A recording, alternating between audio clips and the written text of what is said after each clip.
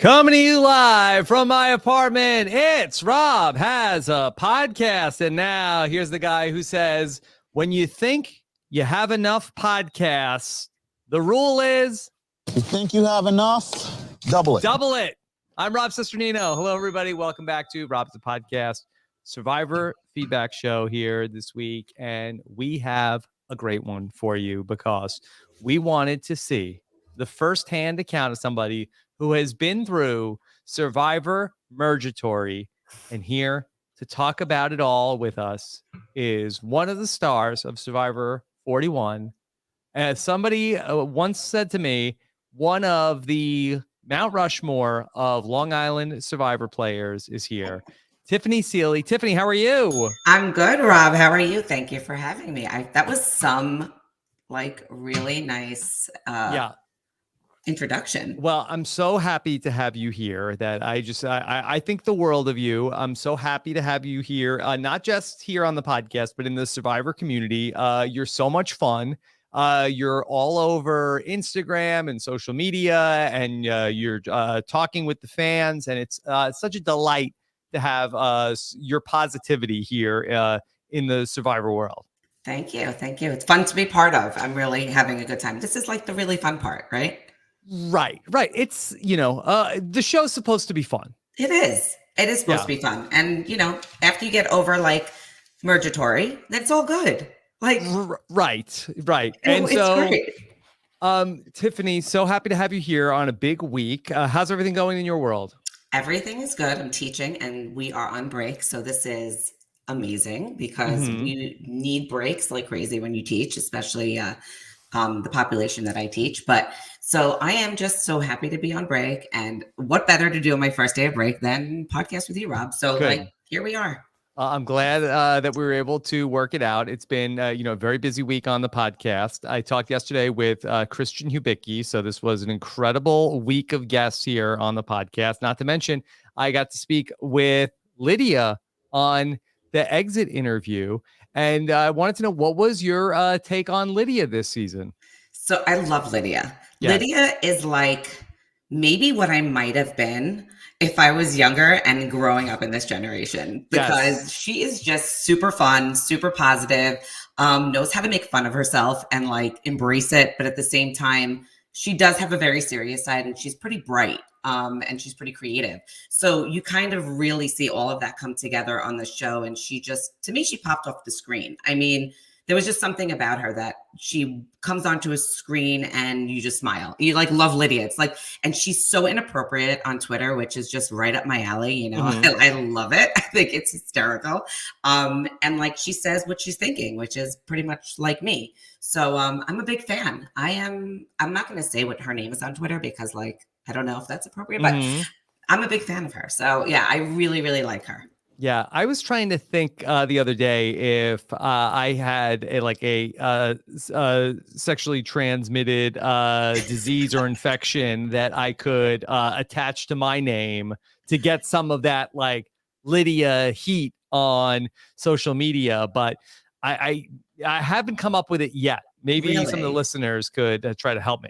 Oh, Rob, I'm really good at that. In fact, I have names for every single one of the players this season that I have given them, in my own, to try to attach it to things they've done. I'm halfway through the cast, so I have a few. But if you let me think about it, I can surely come. Can you give us some of your season 42 names? Now they're not. Boy. They're not all, STDs, STIs that you. Yeah. None of them are really. They're just little names that I've given them. So one of them was the John Thanimal, because he's a John Thanimal. I mean, he is, we like that. Okay.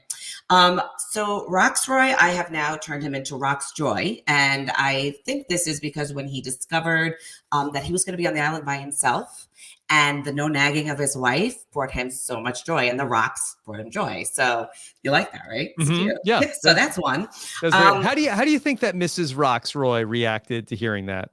Okay, so I'll tell you something really funny. It's something probably I would have said, but my delivery might have been a little nicer, where his seemed very serious. So the minute I heard it, I was going to Twitter it, but then I was like, maybe nobody caught it. And then all of a sudden everybody Twittered it, and I'm like, forget it. I'm not, but it was the first thing. I literally picked up my phone and I was like, oh, I'm Twittering this. That was brutal. I was like, but he was so like really genuinely so pleased to be by himself. I was like, does he know he's on Survivor and like not like Naked and Afraid and like one of these shows that you're all alone, It's funny that because Roxroy, I think, is in the same camp as us later days. And I do think it is like the ultimate dad thing of like, I can go on Survivor finally. I can be alone. It's like something you say to your friend at a bar, like not at a confessional or even at all out loud when you're out there. Because it's like saying, oh my God, 50 days away from my husband is like the best thing. Who says that besides me?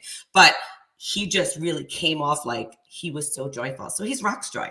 And the joy that he had when he thought he was getting Tori off was like, it was like that moment where you're watching the edit and you're like, oh, Tori's staying. Like you have that feeling of something's going to happen and Tori's just going to end up staying. Right. So, but he definitely like thought he did himself, some great thing, which he would have if she didn't win, but she won. So, you never know. Yeah. When he was talking it through on like the pros and cons, he's like, well, the cons, everybody could be mad at me, but he's like, but there's the Tori factor. Tori, poor Tori, she's getting a lot of heat. So I have two names for her. One is Story, because she tells a lot of stories. Yes. So that's one. And the other one is Torrid, because in Britain, right, it's difficult, and it comes from the derivative difficult and tribulation. So I'm like, this is good for her too. So that's one of them. Okay. That's like British slang. You like that, right? Yeah. And sometimes I really bust out like some intelligence, and it's scary for people because they're not used to it for me, but it lives in there. It definitely lives in there. So Tiffany, what subject do you teach? I teach English. Okay. But I have a reading specialty. So I have like 3 masters in like reading, and I was in administration as well, but I just didn't practice it. But yeah, so I have minor in psychology, exceptionality, which is like personality disorders and things like that. Yeah. Okay. And I teach English to the kids that are suspended, but I'm really more of an SEL, which is social emotional stuff. And but English is what I'm teaching at the moment in middle school. Did any of your specialties come in handy when you were playing Survivor? Oh, 100%. 100%. All of them except for when Xander interpreted who I teach as being a word I'm not even going to say. Because like at that point, when my students watch, I have to like fast forward a little bit because I don't want them thinking like, oh God, this is what she thinks of us, because I don't. But yeah, like being able to, I get new students every day. So being able to just keep redirecting and starting all over with new students and some students that are there for more than 10 days and 20 days. And then you get a brand new student, and they're all from different schools and walks of life, and all from different areas in Queens with a million different stories. And they've all done something pretty questionable. Okay. So yeah. Who hasn't, Tiffany? I mean, like not as questionable as myself, of course, but we won't go there because we're a family friendly show, right? Yeah. So that definitely helped me. So being able to just shift on a dime and read the room. I can really read a room. And just all the things I tell my students to do, to be aware of socially, I was able to utilize that out there and connect with everybody pretty much, which is also not a great thing sometimes. It's not a great thing to be able to read everybody. No, not read everybody. It's not a great thing to be super likable. Okay. And I'm not fancying myself super likable, although I am super likable and funny. Right. No, but I don't say so myself. No, but the truth is, right, when everybody came off the island, everyone was like, so who would you want to stay on the island with? It was Tiffany. Who would you want to go there? Tiffany. Like at that point, I was like, I think I did the opposite of what I wanted to do. Like that puts a target on your back when people want to be with you. That's a problem in Survivor. At merge stage, it becomes a little bit of an issue. So that's really interesting. So in Survivor, that should you try to like focus in on like a few specific people and not just be somebody that everybody feels very warmly to? So that is who I am in real life. People always say they feel like they've known me forever the day they meet me. And so I feel that way. You see, it's a thing. And I don't, and they tell me their problems and they tell me everything. I'm like I have so much knowledge in this neighborhood. It's scary. The things I could do is ridiculous. I mean, I could ruin people's lives. It's crazy. But no, I think I'm a good listener, and I not only listen, but I like to give advice.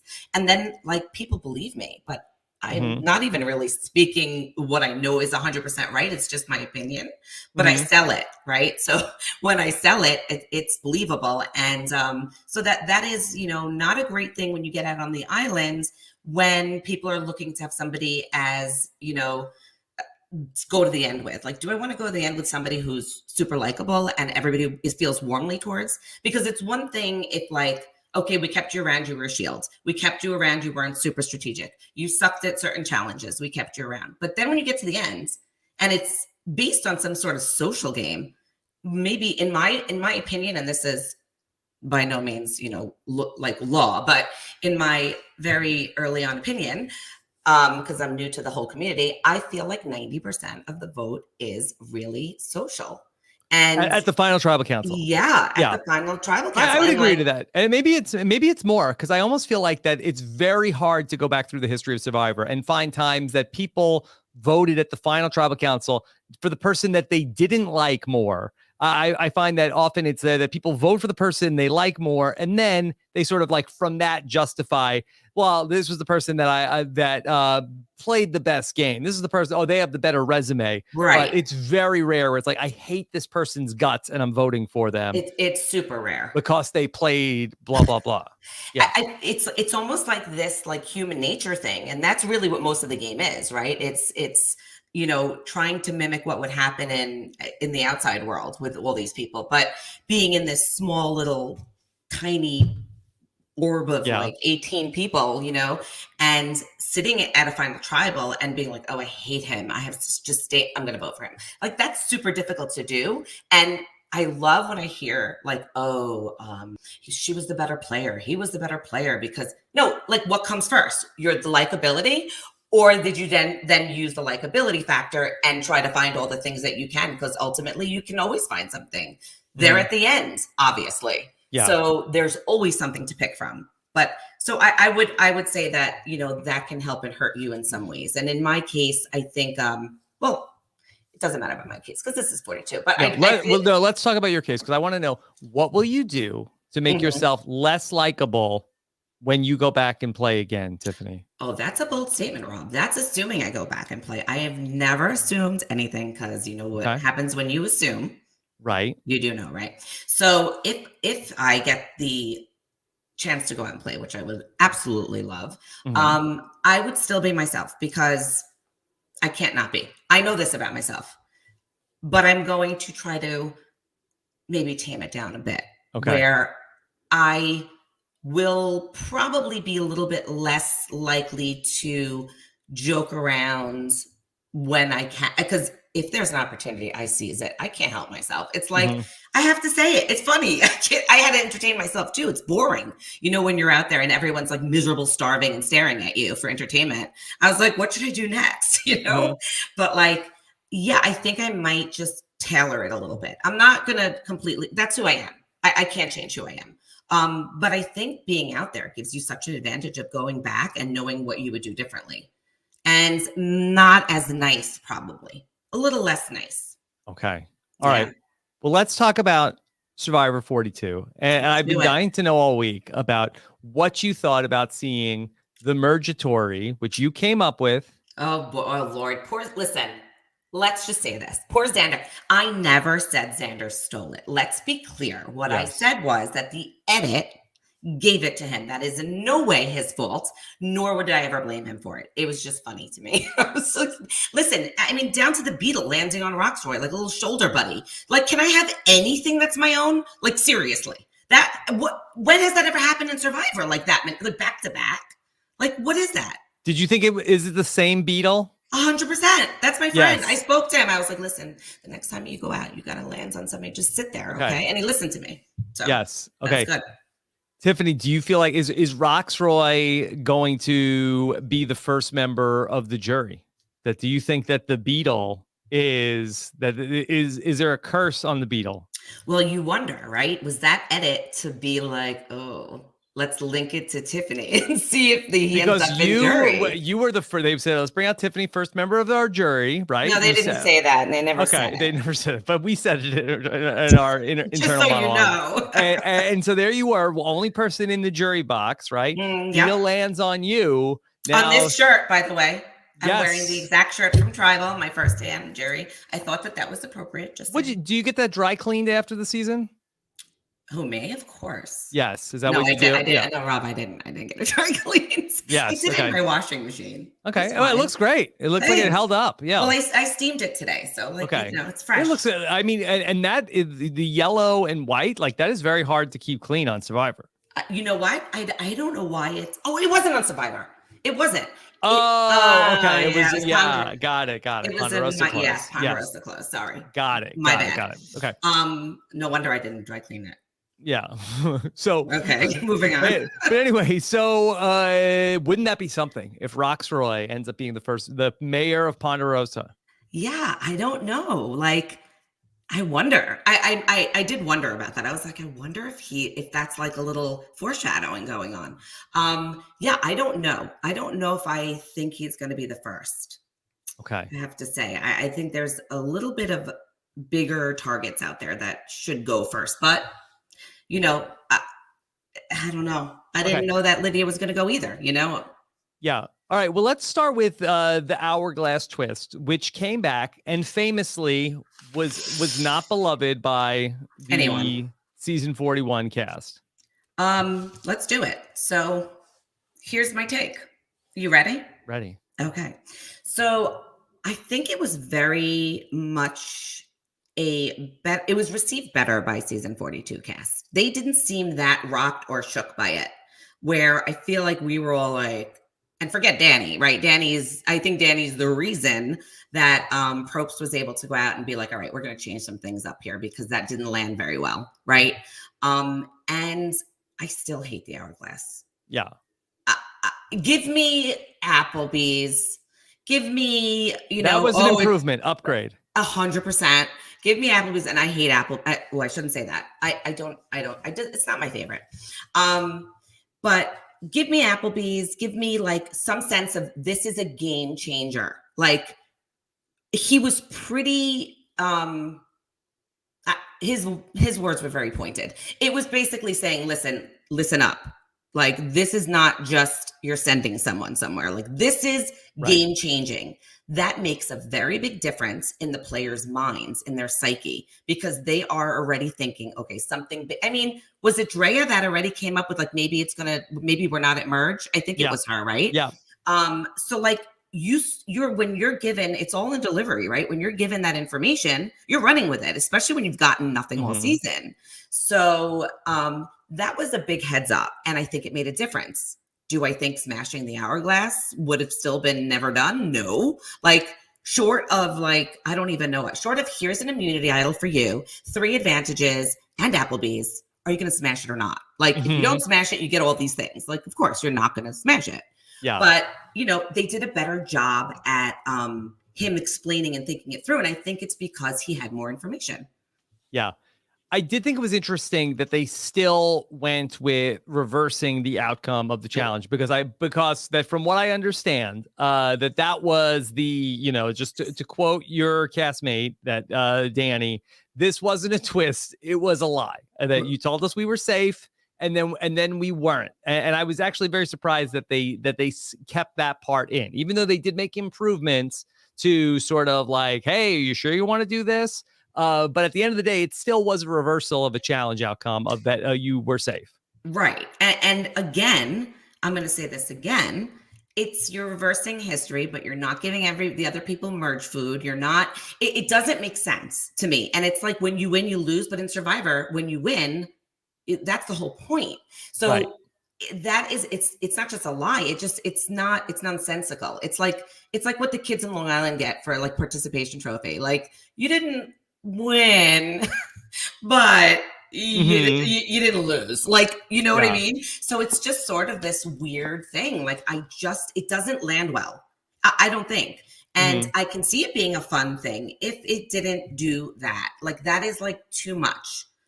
Maybe have it be like, you could take 2 people with you to be safe, or do something like that instead of like reversing the entire outcome. Because if you say you and 2 other people will be safe, well, that's a little different, right? Than reversing history. If you smash this hourglass, like there's a lot of things they can do, but reversing an entire win for an entire group of people and then not having time to discuss it before tribal with like 20 minutes to go is brutal.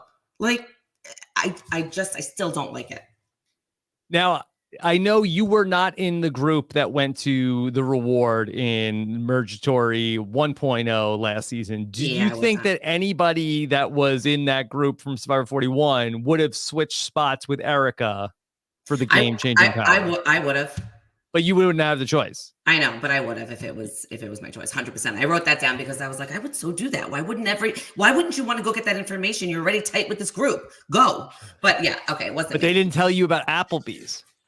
Whatever. I didn't even care about food at that point. I wanted to eat something, but like I didn't care what it was. Like give me rice. I was so happy with that rice. Baruch Hashem, of course. We know this. I was so happy. Yeah. But who would have done it? I'm trying to think if anybody would have done it. I don't know that they would have. Not without that information. Oh, well, if they had the information. Maybe. Yeah.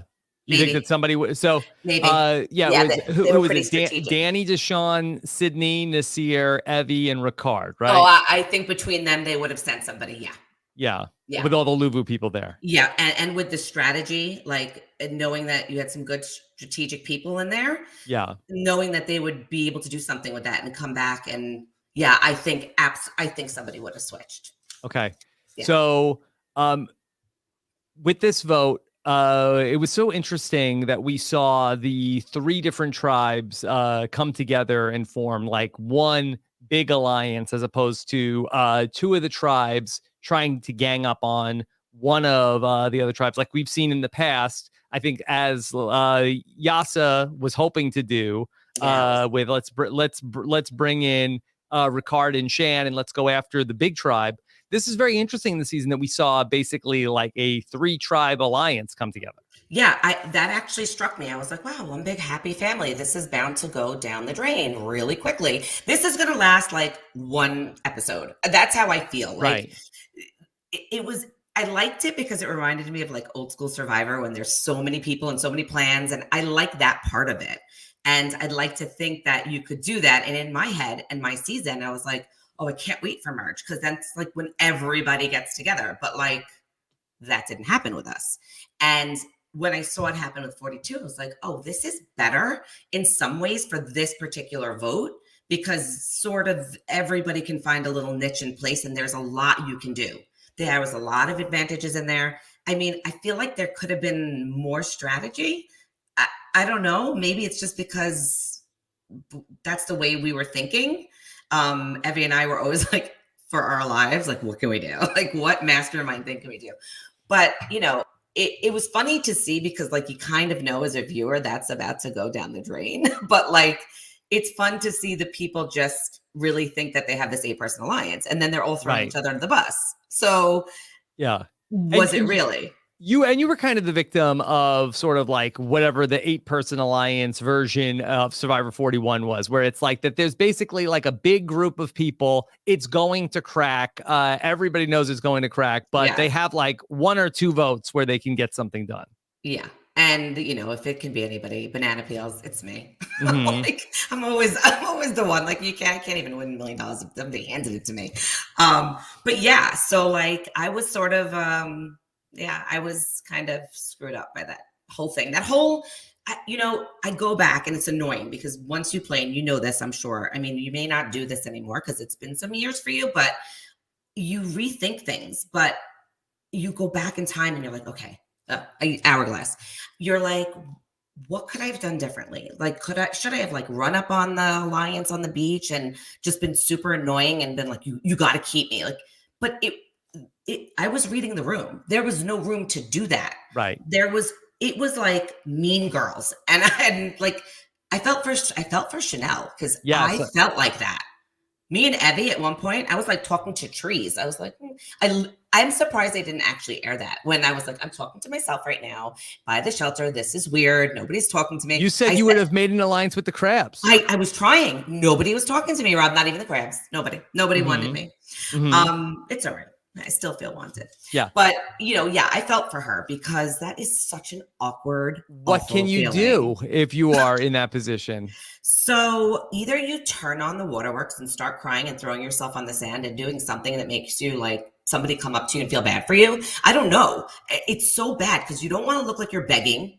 But now that I look back, I'm like, why didn't I? Why didn't I stand up before they voted and said, don't vote me out? Here's what I can offer. Like, why didn't I do that? You're not thinking like that. But would that have changed anything? Maybe. Yeah.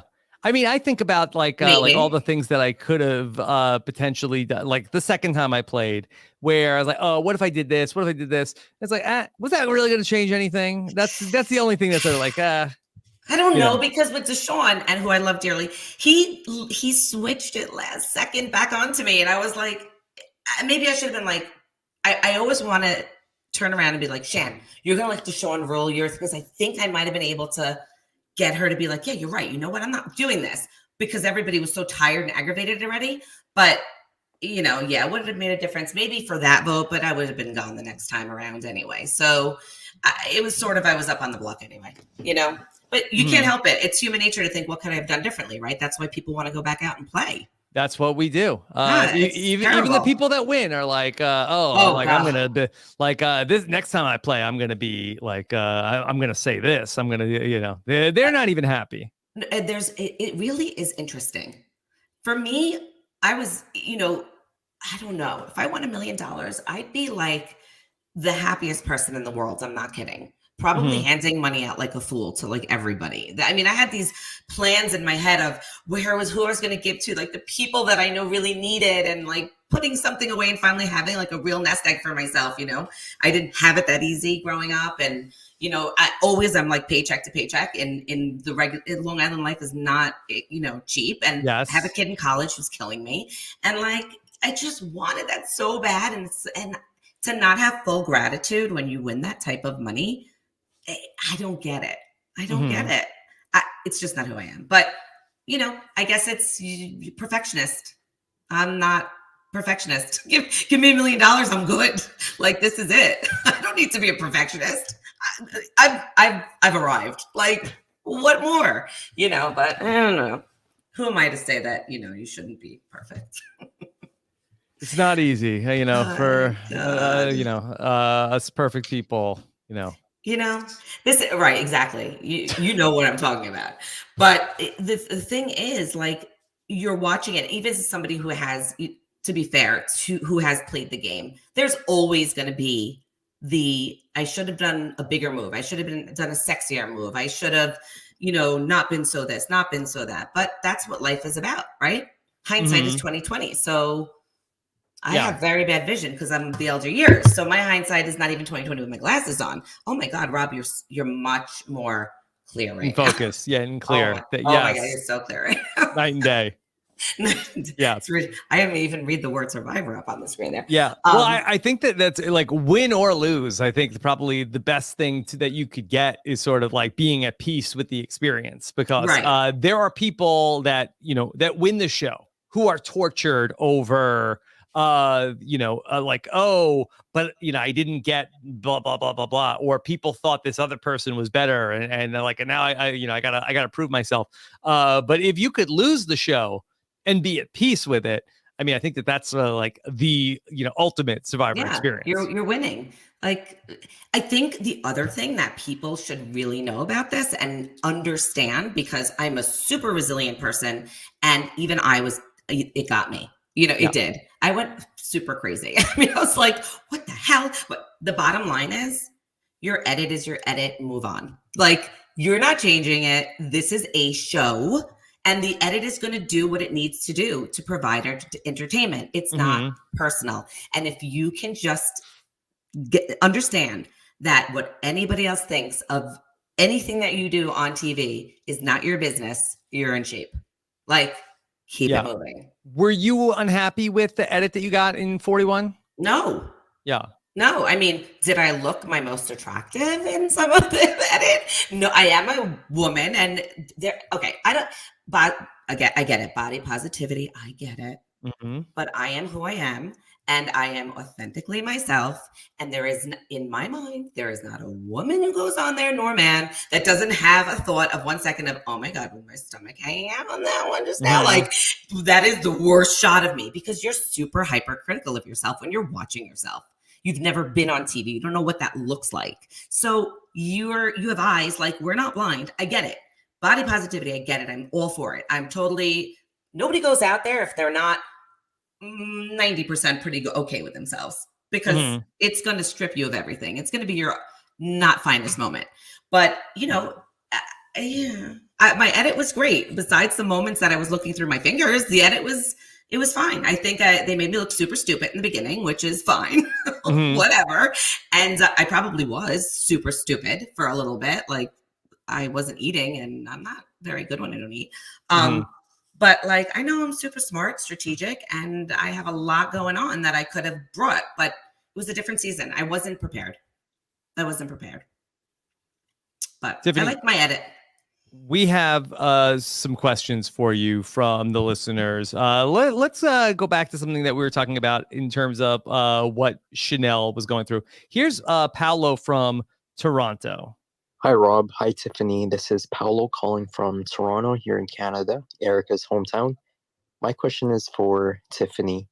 So when a super alliance has formed at the merge and you are excluded from that big alliance, what can you do?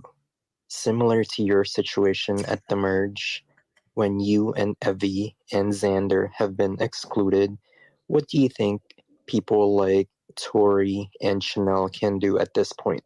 Thanks. Yeah, that is it. Listen, exclusion happens to everybody on that island at some point. Period. Right. It happens to everybody at some point. At some point, you're not wanted in conversation and you're walking away. You sort of walk up on them, and then it's like, okay. So we all saw when Chanel walked up, they're like, we're going to be super cool and we're going to continue talking. And then she gets up there and all of them are, oh, let's go Spirit Fit. It was so awkward and uncomfortable. And that happens a lot out there. But it was a very funny edit. I thought that was just really, really good editing. It made me laugh, not because of Chanel's situation, but because the way it was done, it's really the way it happens. And I think what Chanel could have done, and what I probably had done in the past on Survivor when I was on there and that happened, I'd be like, I know, I just walked up on a conversation about your alliance that I'm not in. Like, I could have made some jokes about it and sort of softened it up. That's probably what she could have done. She's a little more serious. Pretty serious. Yeah. Yeah.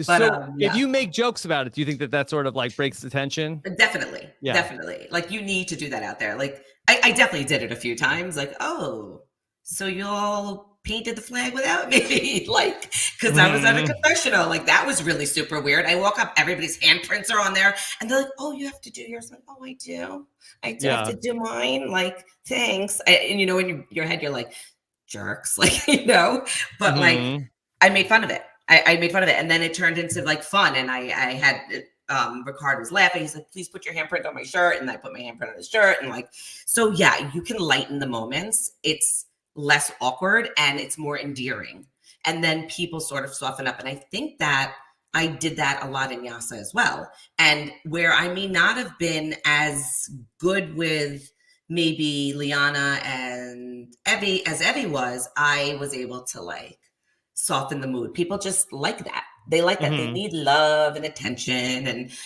they're starving out there, literally in every genre of human. You're starving. Give me a hug. I don't care what you do. Just like do something that makes me feel like you like me. Right. So yeah, I think that she could have done that. What else could she have done? The other thing is, it's a timing issue. If I had more time, like, I didn't ever get a chance to talk to Erica one-on-one. I was like the only one that didn't get time to do that. So that really hurt my game. Because she was on a little bit of a different alliance. So that could have been better. But I sucked. So there's that. I really, so to answer Paolo's question, if I could have done it, I probably would have. And so, you don't know until you're in the situation. Out of Tori and Chanel, who do you think is in the worst spot? Tori has now, I don't know if anybody caught it, but after she won Torrid Tori, if you will. Torrid, right? After Torrid won, right, and really turned it up out there, you heard her immediately say to Roxroy, I love you again. Yes. And I don't know if anybody heard it because nobody's really tweeted or talked about it, but I heard it. And so she has a big opportunity there to create a better alliance with him and maybe bring some other people in that were going to vote for her because she now knows that she was up there, and maybe use that to her advantage. Like, hey, I know you guys were after me. I was, this and this, and maybe work that to her advantage. Chanel, I feel like she was up right at the beginning too. So it's like they're going to have to do some work. I feel like that the difference is I think that the people from Ika are saying we don't trust Tori, whereas I feel like that Mike and Hai are we don't like Chanel. We are mad at Chanel. So Tori and Chanel, right? Marianne and Romeo, I would say are pretty tight. Or at least in some, not in the 8 as much. Well, I don't know. Like we've seen them all have conversations, but I wonder, will the people who were left out of the vote come together? The people who didn't like, oh, that was I was blindsided. Were you blindsided? Yeah. Do you think that could bring those people together, maybe to form an alliance where there wasn't exactly one before? Yeah, I think that whoever was not in the 8. If I was not in the 8, I would be working those people and then try to bring a straggler, like a little bit of a straggler, one that's more of, not like Mike and Jonathan are like tight. That's it. I think you saw that. And I think they probably saw it. They were probably so happy to see each other. I mean, it was like the meeting of the minds, those two. It was a love at first sight. Right. And so they were immediately tight. And I think that that's pretty intimidating on an island, and you hear them, everybody talking about these two strong men, like, Romeo's beating his chest, and use that to your advantage to pull the less big people with you. Call it the little alliance. I don't care what you call it, but that Tori, Chanel, and Romeo sort of are not 100% on the in, and Romeo had this thing with Hai, so maybe he can draw him in, and maybe they can draw, Omar together and say, go against. But I don't know what it's going to look like yet. So and we don't know who's going to be pissed off at who after this big merge vote, right? Yeah. It was a split. It's interesting, Tiffany. Do you think that this season could kind of turn into, here at the merge, kind of like a Davids versus Goliaths, where you have the people who like, oh, we need to protect Jonathan because we're the people that are good at the challenges. Mike said it would be great to see the strong people win the game. Hai says, I got to keep Jonathan in the game. Drea feels like that. It's the people that with the advantages, the people who are good at challenges, they've sort of been working together. But I wonder, like, could like the Romeos, Tories, Chanel's, like, could they pull Marianne away from Taku potentially and get her to potentially, maybe, I don't know if Omer ever goes away from Jonathan, but I'm just wondering if there's enough people that are between the people at the bottom and the people that aren't necessarily the challenge people. Could they get enough numbers? Listen, that's the thing with Survivor. Expect the unexpected. You never know. Like, anything can change. You could have a bad second out there and be like, screw this. I hate you. I'm done. And just flip the whole thing upside down. Which I was trying to do. It didn't go well for me. It didn't go well for anyone. But yeah, I think you can. I think that you leave I think Jonathan is here to stay for a while. And the reason being, A, he's a shield. B, they already said he's not good at puzzles. So that's already in their head. I mean, besides being able to flip over a rock with a pinky, I mean, let me tell you about that rock. Because when I was at that rock, you don't know how heavy that thing was. Ridiculous. They were slippery and it was so heavy. I think 3 of us tried to lift it because we knew that those things lived under there, the crabs. I never saw anything like that. I mean, he's got to be like part, superhero. I don't know what's going on there, but amazing. And bad at puzzles, even more amazing. So like you have this shield who's going to get the job done for, for like keeping, well, he was going to get the job done in your group, but now it's going to be how much of it is going to be strength versus puzzle and other things that maybe he's not as good as balance and everything we saw. But I think you could maybe get high on your side, maybe.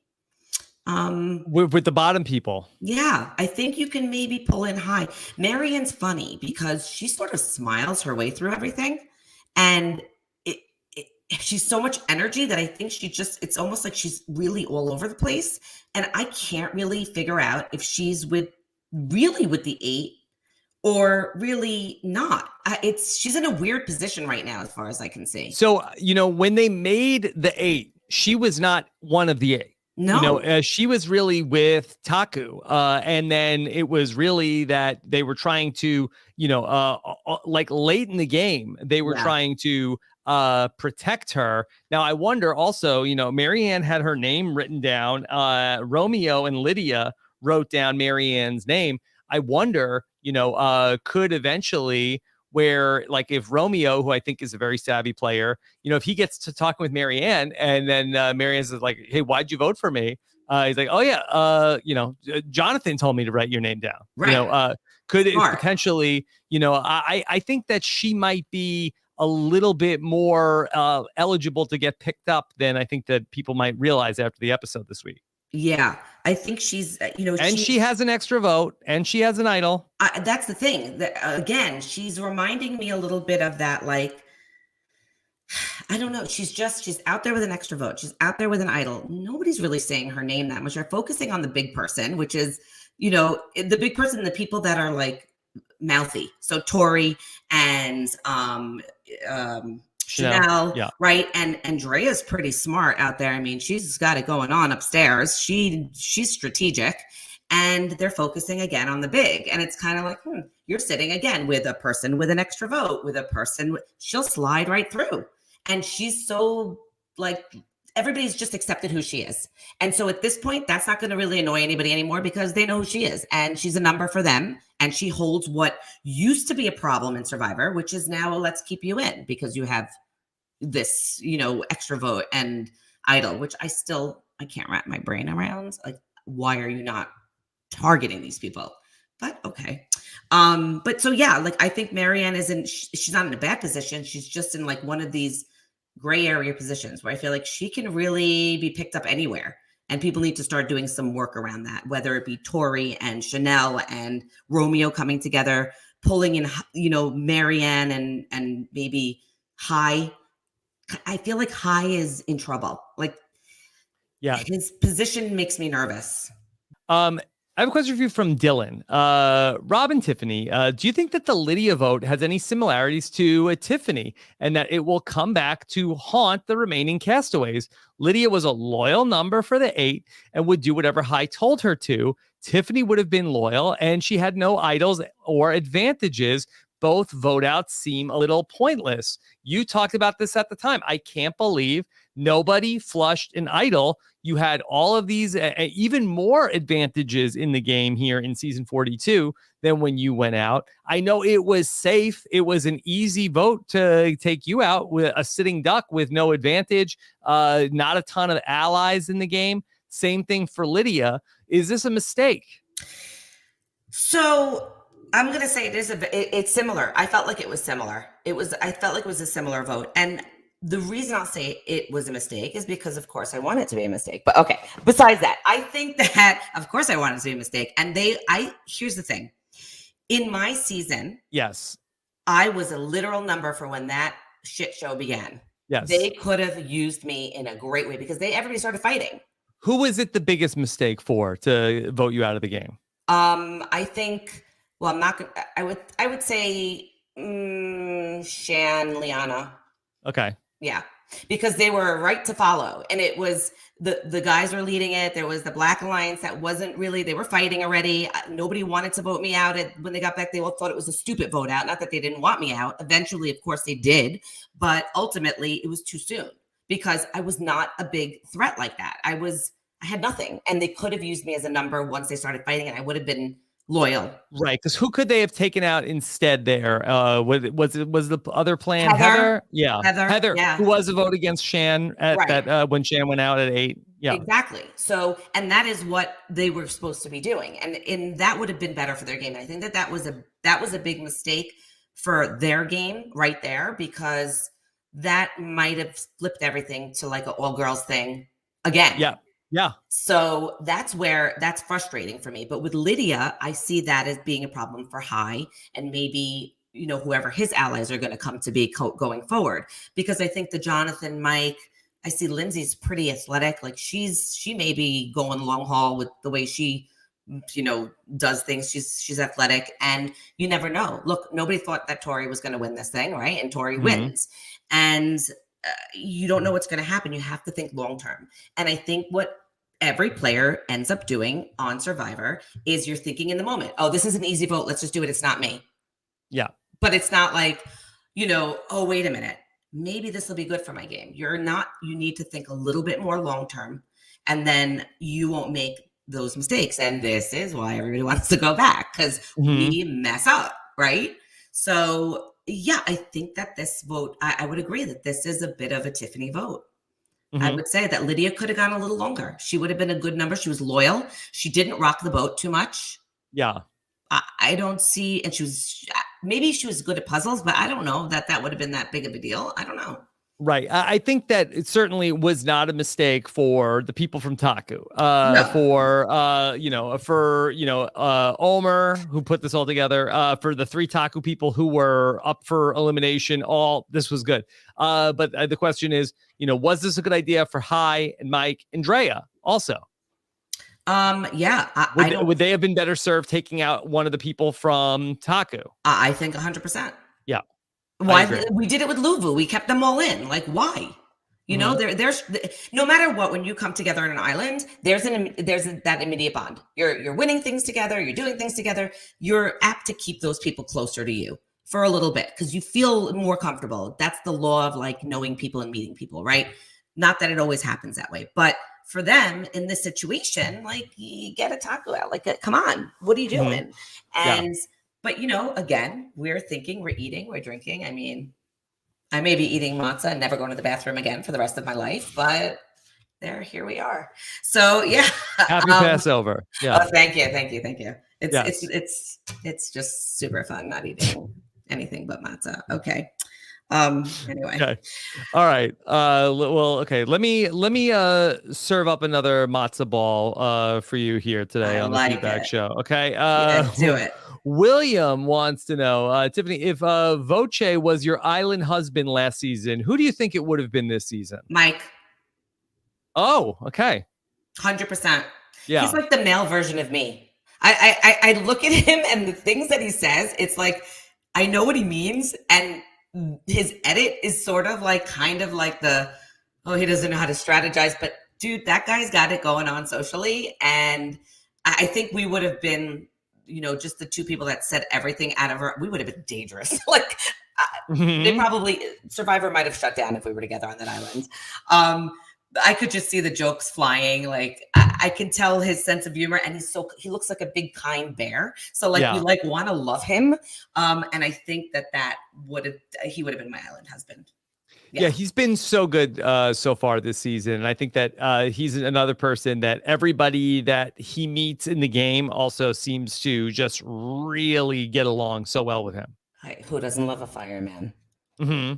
I mean, and when he said, okay, so the best is when he said, climb me. That's all I needed out there. Some man to say, climb me. I would have been running up that ball so fast. You wouldn't have been pulling me up. I would have been up there. And Jonathan, he's just throwing people over that ball. I was like, what the? It looked like nothing. That merge challenge was so freaking hard, but they made it look like it was nothing. Yeah. That was annoying. And it's because the rock draw was so much more even. We were like girls in Xander, and then all the strong people on the other side. It was like the crappiest rock draw ever for us. And like watching this, you have this one saying I'm a ladder, and this one saying climb me, and I'm saying, where was my climb me? Like, we climbed Xander and almost murdered him. Like, the poor guy. If he doesn't have like forever shoulder scars from that, I don't understand. I don't even know. All right. Heather was rolling over me. Like, this was a whole scene. But yeah. Mm-hmm.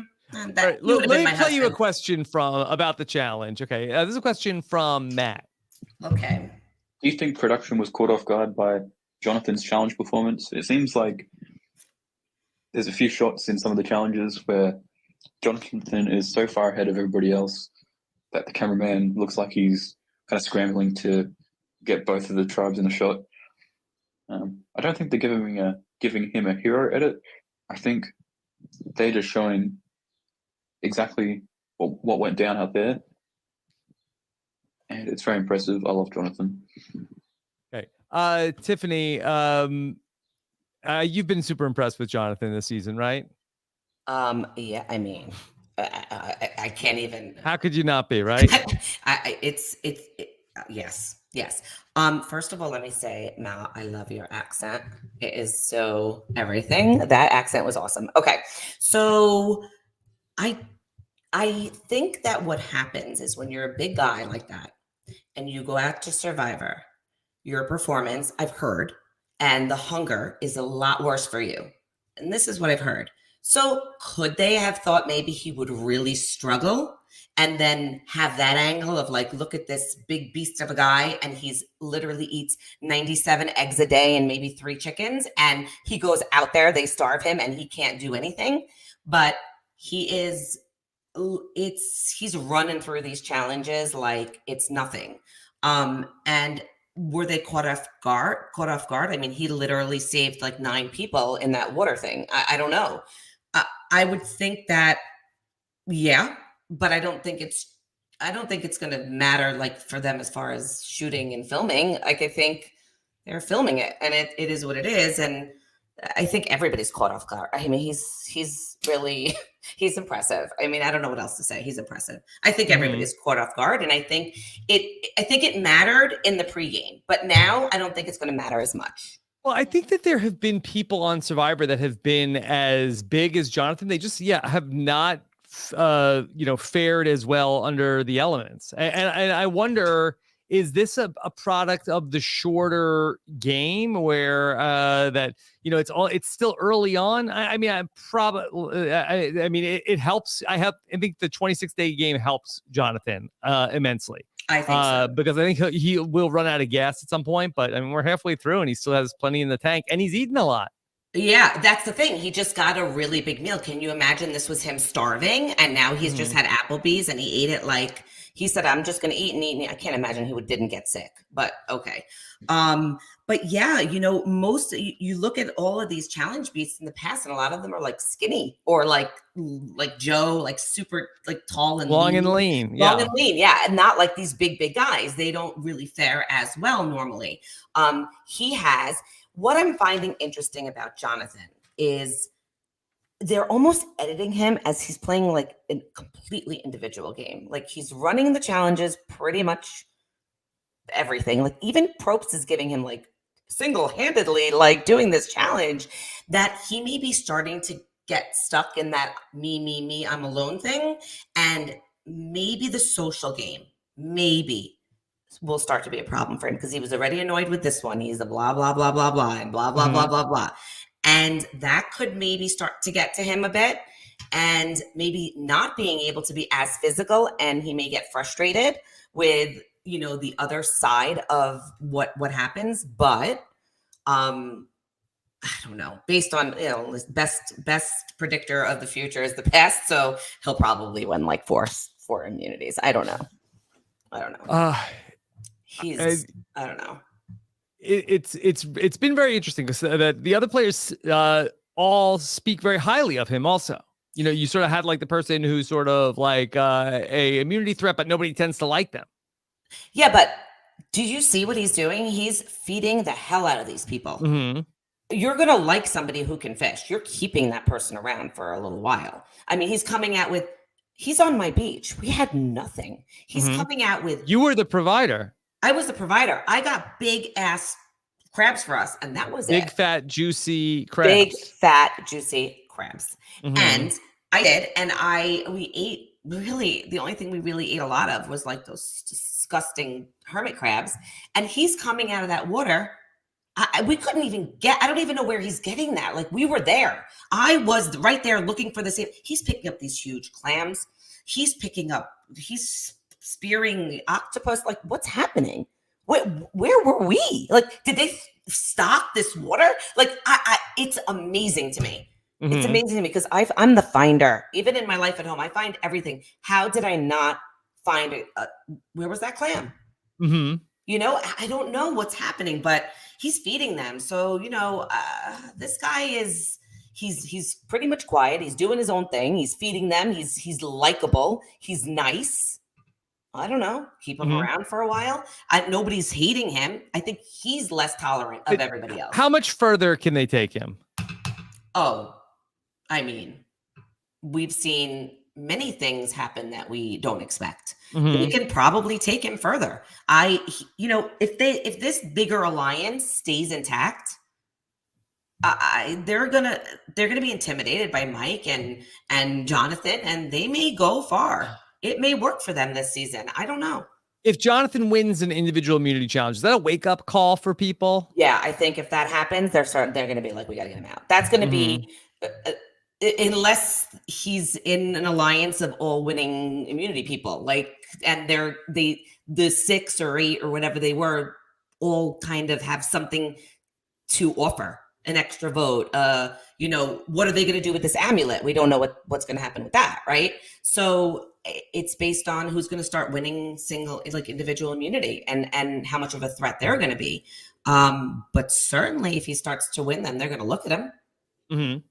Okay. I mean, I would. I think you have to.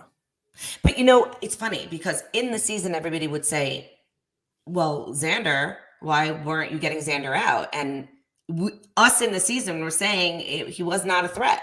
Maybe we're doing the same thing. I don't know. We're not out there. Mm-hmm. But I think that people seem to speak so highly of Jonathan. Oh, yeah, they like him. He seems he seems nice. He seems like a good, decent, nice guy from Alabama. Like quiet, reserved, where Mike's more of like, probably has a little bit more of a rougher edge, but is probably all heart. So I think that they're probably just likable guys that you want to be around, which is great until it's not. Mm-hmm.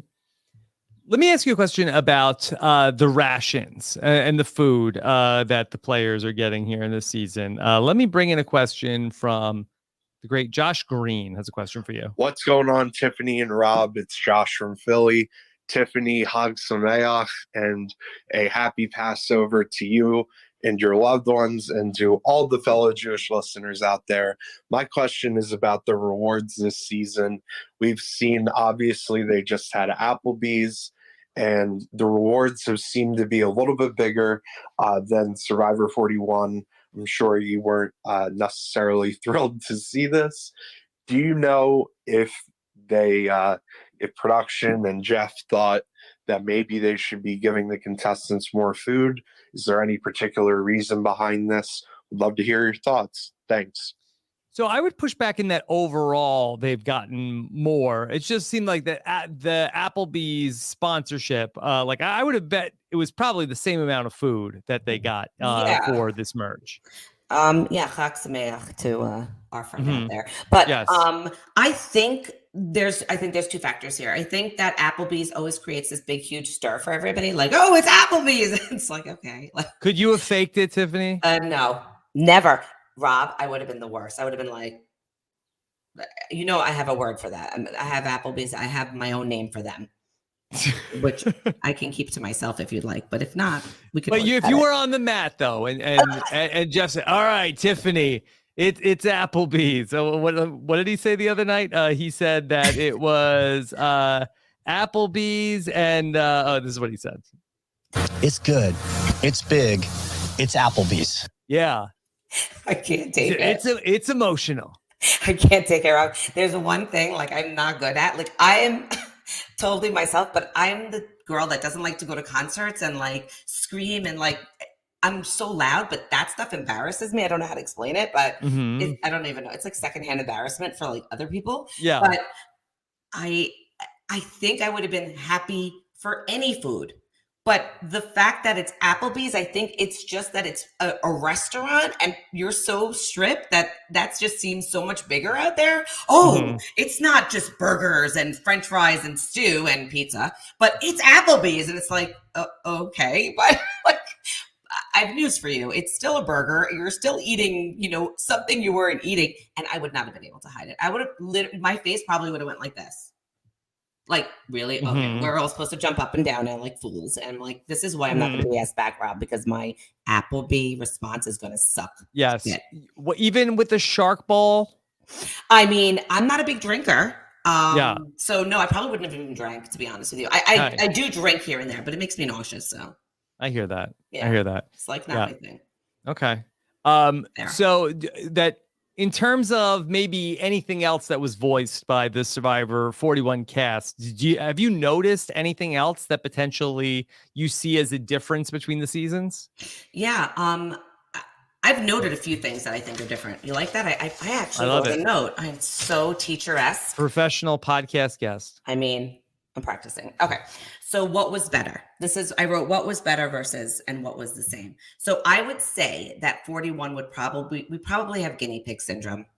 I think we feel like we're a little bit of the guinea pigs. Like, yes, certainly. Right. Like new season, we had new pandemic, the 2-week freaking horrible being stuck in a room, the very long pregame, and then 26 days, and then no food, no rice. And then, which is okay. I don't care about that. And then like the rewards kind of sucked a little bit. We were like no like helicopters, nothing that they're getting that, but okay. The twist shit show, like no information whatsoever. They definitely, listen, it still sucks, but they got some information and that changes it. It's not 1,000% the best thing ever, but they got a little bit more. So yeah, again, guinea pig, that only happened because we were not happy. Exile was less exciting probably on our season because of the no information. And I think they got a little bit better at it. Maybe that it's all in one episode was better. Wasn't so hyper focused on all of these going up a mountain. Like, oh God, kill me. Like how many times do you need to see somebody trek up a mountain? Were you happy that you went to the summit that didn't involve climbing the hill? Yes. Yes. Yes. F that in a big way. You're going to schlep me up a mountain after you haven't fed me with somebody from another tribe and you're going to, no. I did not need that. I'm happy I had to sneak out at night with some weird Fijian in the middle of the ocean by myself and get to a place where I had no idea what I was reading and still to this day don't know what it was and thought I got a tarp when I got absolutely nothing. And maybe if I would have understood that, I would have had an extra vote. Damn it. Anyway, but no, that mountain, not one person that's climbed that mountain has said it was a great mountain climb. It sucks. Yeah. You're tired. That's the last thing you want to do. Like, oh, winner, you get to hike up a 4-mile mountain and then stare at the abyss and make the shittiest decision of your life. Do you risk your vote or not risk your, like, no. So I didn't miss that. So I said the same thing. I said the rewards were less on our season. Yeah. But also I think they're eating more in the season. They're catching more. So that makes it skewed a little to make it look like they're getting, better things, I guess. But although one of our rewards was really crappy, they got like something good and we didn't, I don't remember which was. Like Jeff on a yacht. What the hell? What yacht was he on? I don't know. It was like a little Suvi yacht. It said Suvi, and it was just like a small yacht. I think he was on a speedboat for ours or something like that. He got very fancy this season, Mr. Jeff. Yeah, very, very, very fancy. The Beetle was so much friendlier. The Beetle was friendlier this season. So much friendlier. Yeah, he seemed angry with you. Okay, you know what it was? And listen, Roxroy, really nice of you to let it just live there on you. But I also heard they bite. So we're going to go with that, number one. I'm all for like letting things live, but it doesn't have to mean that I need a pigeon to live on my shoulder. It doesn't need to live on you. Yeah. Why does it have to live on me? Right. With Rob, by the way, I just think I thought of a really good name for you. I'm going to keep it to myself. Okay. I'm going to let the audience pick one for you. But that Beetle, to be fair, it sort of jumped from person to person. So he was aware that it was around. That one was coming at me like it just took off the runway and you just saw it fly up on me. So Yeah. it was startling. I think I handled it quite well. I didn't jump up. I just said, ew, like, ew, get off, right? Even Jeff Probst had a little bit of a moment where he was like, oh my God. But like, And you would think he's seen it all. I mean, you would think, but back to back. And now you have this Beatle. He's just like, I'm just going to mosey on up to Roxroy and just chill with him because, my wife is nagging the shit out of me. So I'm just going to sit on your shoulder. I'm just going to chill here. Mrs. Beatle isn't pissing me off. You think the Beatles' wife was nagging Mr. Beatle so Mrs. much that he's Beatle like, was- oh, at least I'm out of the house. It's like, I'm going to hang with Roxroy. He knows how I feel. Roxroy, am I right? Totally. Roxroy. How annoying are they? Yeah. So yeah, I think that was, it was, whatever. What else did I write? Oh, I wrote that I ate pizza on stage. I can't let it go, Rob. Yes, you did. Would you eat Applebee's at the reunion show if they brought that out? I'm going to tell you what I definitely would not have done. I would never have picked up a wing. Never. Yeah. Never. Never. So if you went to the merge feast and you're not Never. vegan or anything like that, but you wouldn't have eaten wings on television. I know my limits. I would not have picked even up- though they were, as Jeff said, what is it? Double crispy, boneless wings. I don't care if they were the wings of anything. I know my limits. I was like, Tiffany, no matter what you do, you're never eating a wing on there. Because they're too messy? Yeah, like it's licking your fingers, and which we were discussing anyway. But like, I know what I look like when I eat wings, and I don't need the rest of America and the world to see me eating a wing on TV. It was bad enough. I think they were boneless wings, though. No, you didn't see him like suck off the. I could have sworn Jeff said they were boneless, though. Did you not see Jonathan? You're right. I did see. I did. He see. he went like this, and it came out clean. Yeah. Not me. I would have been like, it would have been like, oh, here. He said they are to die for. I know. He's like, food. Love food. Yeah. Jonathan's an expensive date to take to Applebee's. Jonathan is an expensive date to take to ShopRite. Okay. Can you imagine? He is 100%. Yeah. Eating eggs like that. Are they organic? Because that's a whole nother level. Yeah. I don't think he's doing organic eggs. Okay. Well, unless he has an entire yard of chickens running around that are just giving him eggs every day. Yeah. I mean, because what a dozen eggs? What's that going to be like? What at least $3.99? Oh my god! It's I can't even. The math is over the top for me with the eggs. And forget it, jumbo. Jumbo? Can you? Yeah. You can't get him a regular egg. What does that mean? I need 75 of them. And you need a dozen and a half. At least. And here's the best part of it. Can you imagine? Riddle me this. Jeff gives them a chicken. Oh, poor chicken. Poor chicken. Poor chicken. And Jonathan would see one egg and be like, we're not eating that. We need at least 17 more. Yeah. Don't touch the egg. It'll do nothing for you unless you have 17.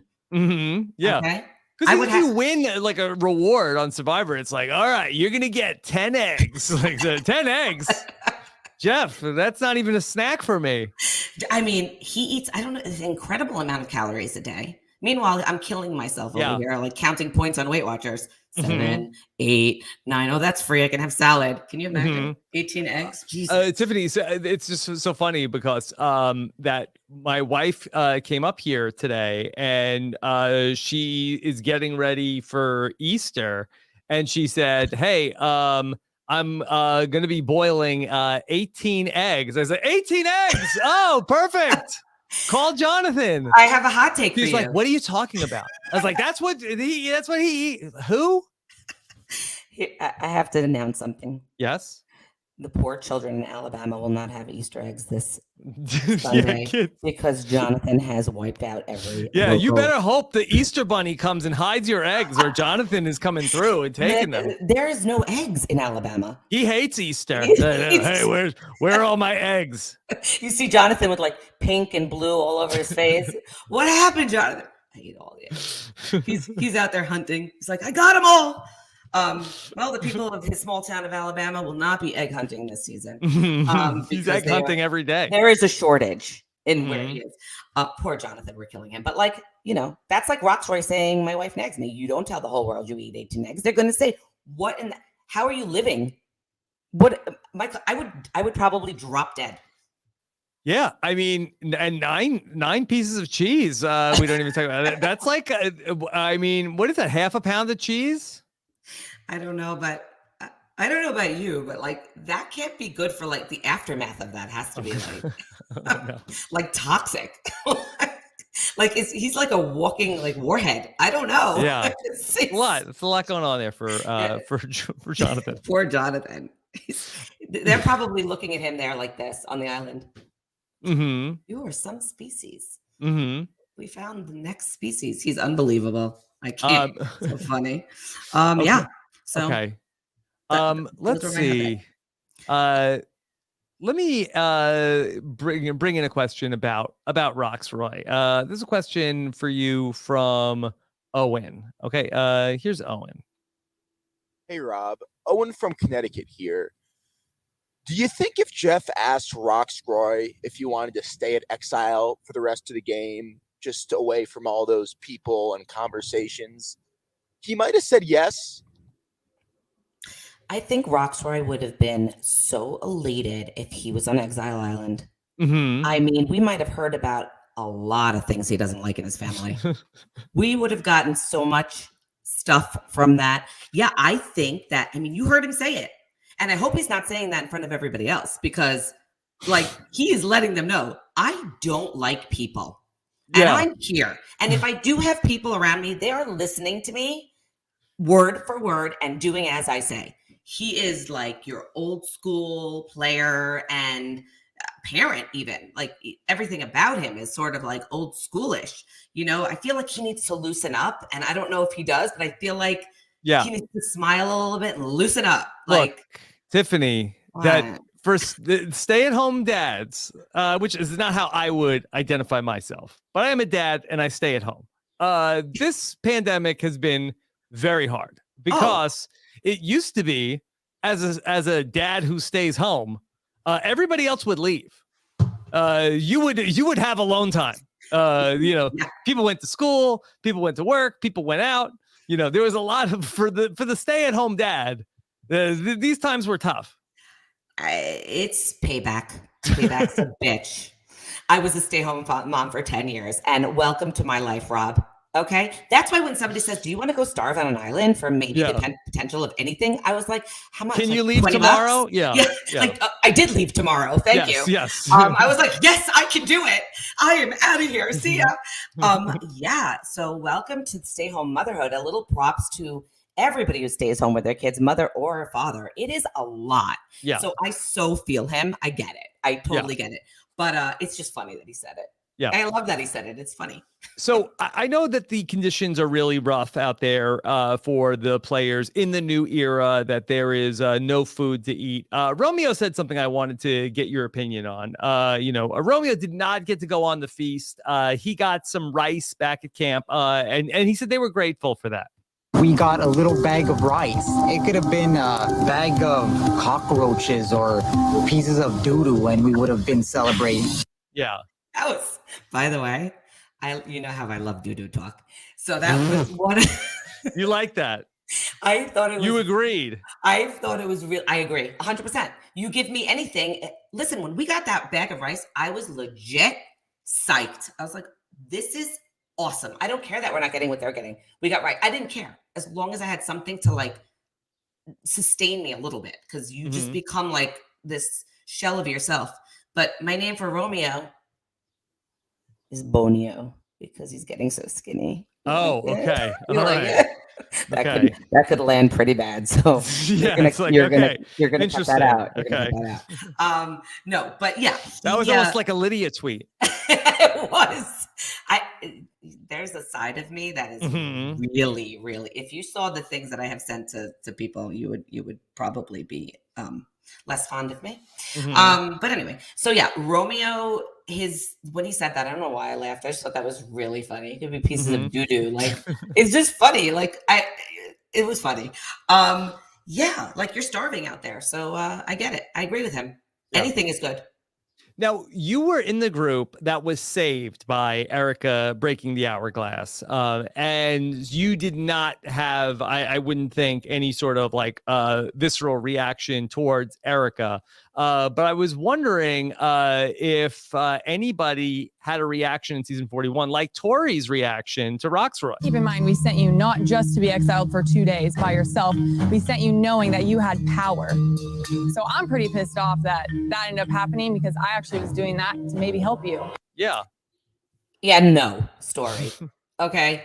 I saw through that in like 30. Give me a freaking break. It was a good try. I'll give you that. But I mean, yeah, we're sending you away because I want to help you. No, you tried to get information from him. He wouldn't give you a thing. You're annoying him because you can get people to talk and he will not talk. He will not break.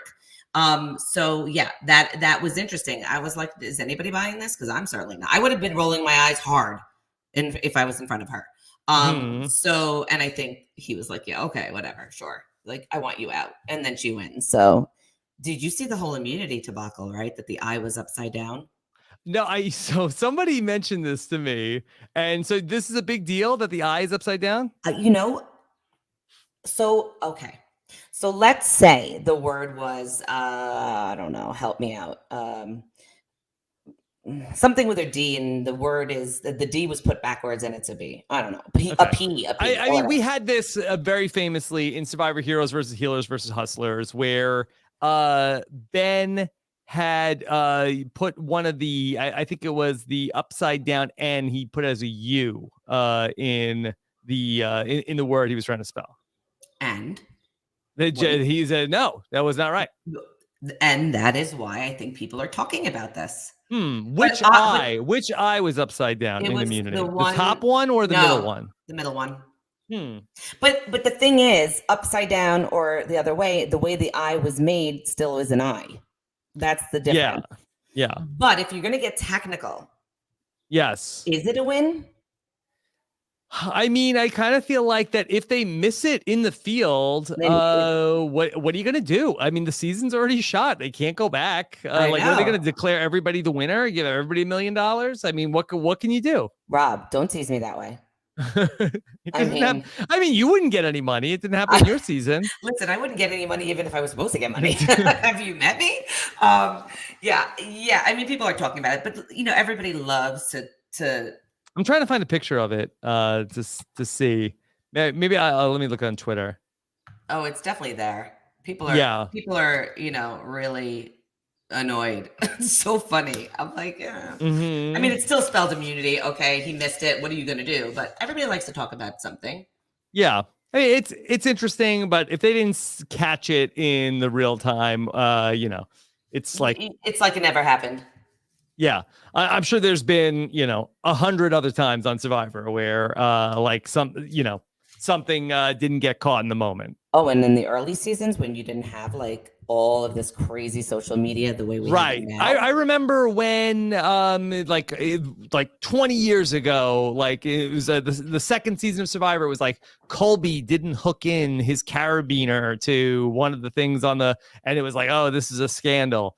It happens and they miss it. I mean, listen, we didn't unhook our boat and we didn't go anywhere. It happens. It happens. Yeah. You know what? Honestly, I'm looking at it right now. Ryan _Kaiser has it. And I think it's like, I definitely understand it, but the eye is like just a line. It's a little bit like weak tea for I think they might have said, let's just let that go. Yeah. It's like you have to like really be looking in to see it's not even a lowercase I. I can't unsee it. It's thicker on the bottom, isn't it? A little bit. Okay, that's where we're going to stop that conversation. Okay. Yes. Okay. Moving on. Okay. So do we have any other questions? More questions. This is one of my questions for you. At Tribal Council this week, I thought it was very interesting that Jeff personalized one of the questions for Lydia in a way that I think is extremely rare and potentially may have never happened before in the history of the show, in terms of Jeff talking about himself.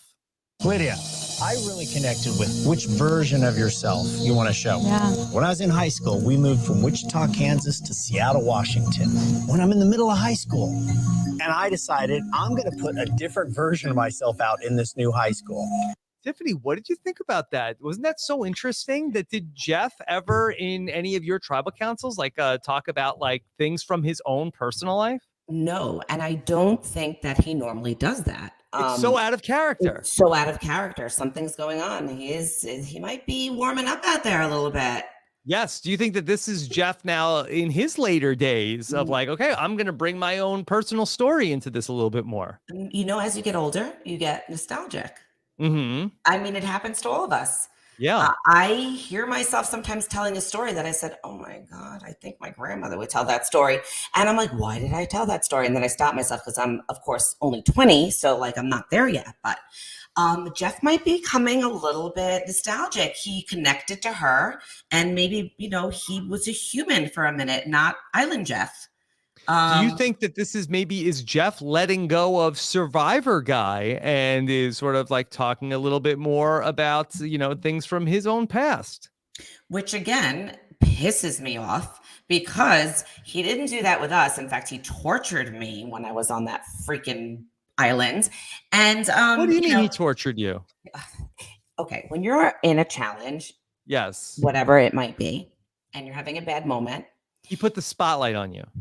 Oh, he tortured me. It's like, Tiffany, everybody's waiting for you. They're getting behind. Like, it's brutal. And you're not eating and you just want to like kill somebody. No, he didn't torture me. I'm just kidding. Yeah. If anything, I bothered him like crazy on the island because I wanted his shirt for my husband and I wouldn't let it go. So if the anything, shirt he was wearing, you were asking him. Yeah, I did. Yeah. Every challenge, I say, if I do really good on the challenge, can I have your shirt? It's like, no. Shit.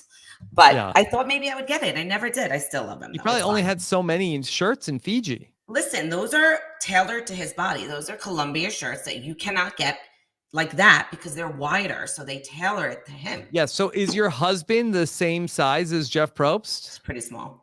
Okay.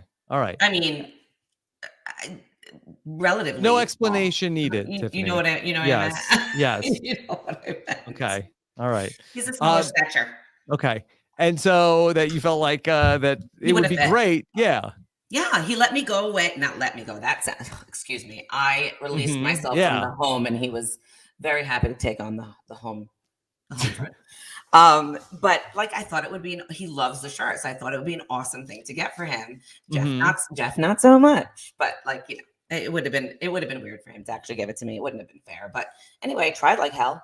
So no, yeah, Jeff, you know, it could be that he's starting to recognize that everything comes to an end and why not share a little of yourself with the world? I think it's nice. Tiffany, I like it. I wish I had this advice from Jeff Probst because that I moved, that my parents moved, that it wasn't the middle of the year, but I moved we lived in East Meadow and we moved to Wantagh to start high school. And I didn't think like, oh, I could be a completely new person. I could reinvent myself. Did you really think you could reinvent yourself? No, I did. I didn't. Well, I didn't even know that was an option. A whole town over. But it was new kids. Nobody knew me. This is true. And right. We didn't grow up at the time that social media is the way it is. I always forget. Yeah, you could have used a little of that, Jeff. I could have used that advice. I was like, oh, right. I should be likable now. I'm sure you were very likable. Oh, you weren't? You were one of those kids? I guess so. I mean, I thought I was likable, but all right. It didn't seem to really be hitting. This is your opportunity to tell the world that they can change themselves. And I always tell my students, you reinvent yourself when you go to high school because they go from middle school to high school. It's all new people. Especially in college, you do a lot of reinventing. But I think what Jeff needs to embrace a little bit is the idea that he has a huge platform and the show itself. Yes, it does teach lessons, but he can also share with the world a little bit of what he has learned through his years. Yeah. And he's such a big platform. And if you're putting us on spotlight like that, maybe you should take a little bit of that and and put that out there to the world too. What would you like to see him talk about? I think people are really intrigued with him. He's like this, and that is who he has become. He's like the island guy, Jeff, and we know and expect, but he's changing. Yeah. He's changing the format. He's changing how he says things. Come on in, guys is no longer come on in, guys. And things that really made Jeff who he was and were coined terms in Survivor and that people got used to and loved. Like, welcome Tiffany to our first member of our jury, and now we're throwing that out. So if you're going to trash some of the old, you're going to bring some of the new and let it be about him. Like, just tell us a little bit about yourself along the way. Tell your story. We don't know his story. We know this part now that he moved from place to place, but maybe he needs to incorporate a little bit of that. Do you think, Tiffany, that we might get, like, in the same way that we get like these backstories about all the contestants, that could we flash back and get Jeff's backstory at some point? Well, I mean, I think that would be something he would do when he retires.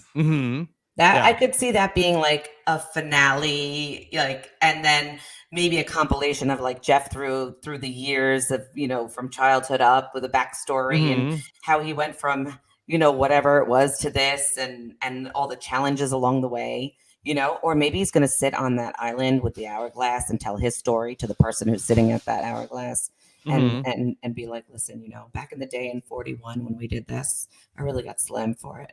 But now here in 57, yeah, they said I was crazy. They said this sucked, and look at it now. Now it's a staple of every Survivor season. Every Survivor fan has an hourglass and a hammer in their home. And you want to know? I'm going to tell you something crazy. My thing really sucks right now. But you're good. You're good. I met my husband at the Hourglass Tavern. Oh, so the Hourglass. Very important. Yeah. I know. And he has hourglass cufflinks, and it's been our things for years. Who would have freaking known that is what would have really fucked up my whole game, was this goddamn hourglass that once meant something wonderful to me. Did it mess up your game? I think so. Because if you would have went to tribal council, if Erica didn't break the hourglass, you were going to vote out what, Erica or Heather? No, not Erica. Yeah, she would have been up. I think Erica would have been everybody's choice, because they were already talking about that. And if not her, it would have been either Heather or Shan. Okay. All right.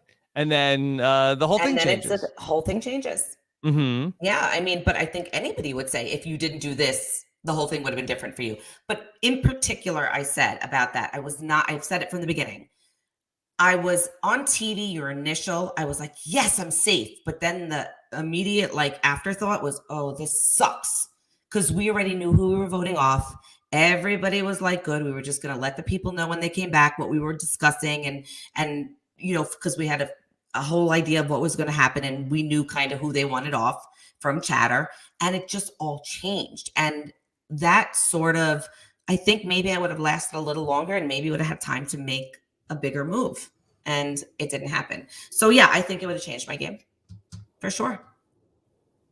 I want to play you one more clip from the tribal council.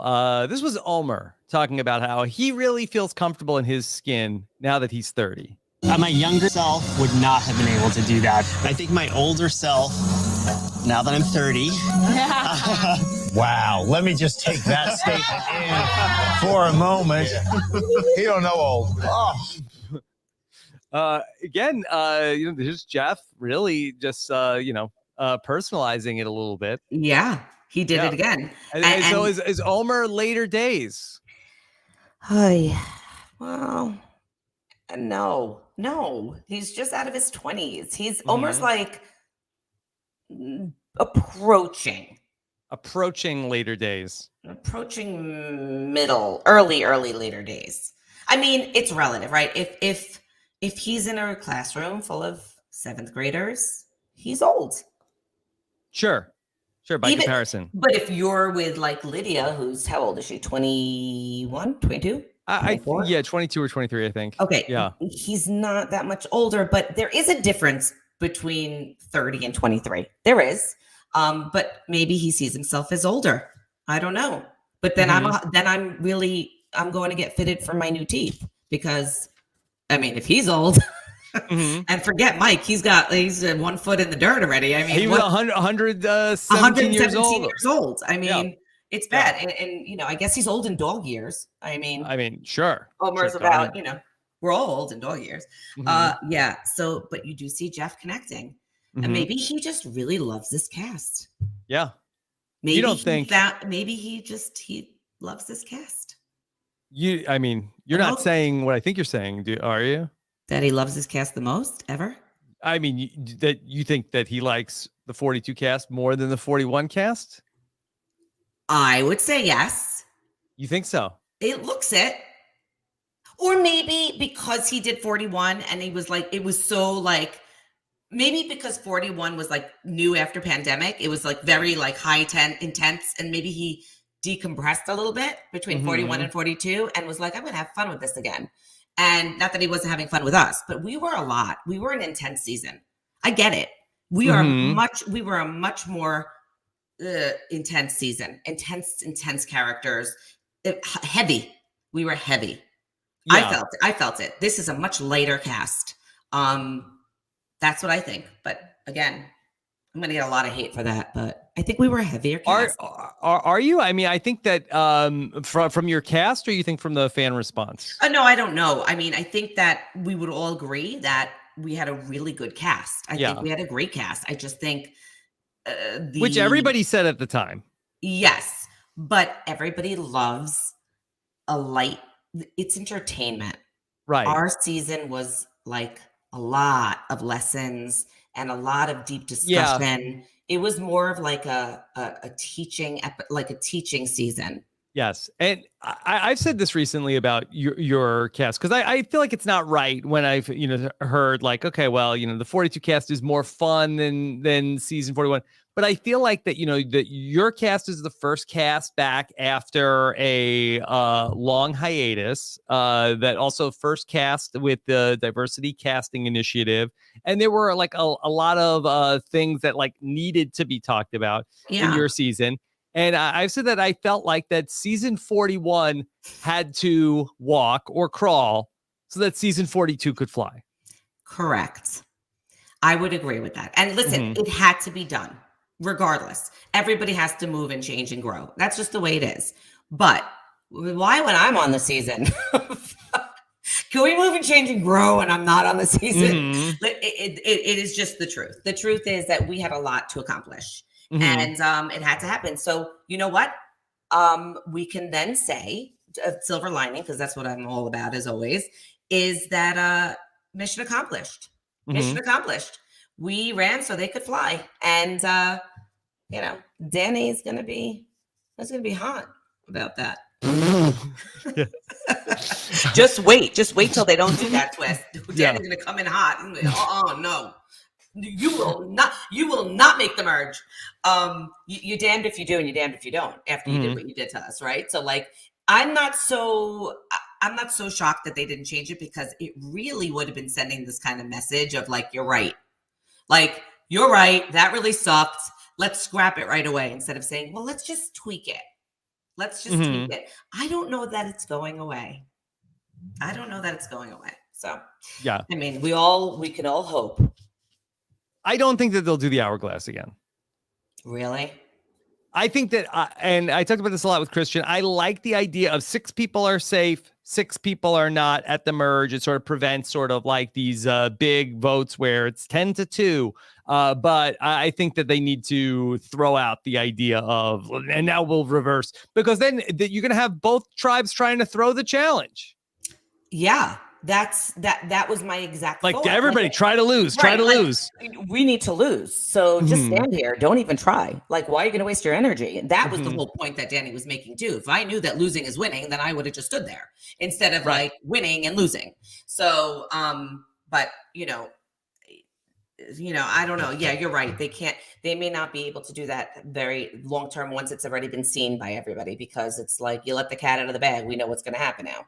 And when is it ever going to be a scenario where you wouldn't hit it, when you wouldn't smash it? Unless, I did think this through. There is a scenario where you don't throw it, where you don't. On. Okay. So I wrote this down.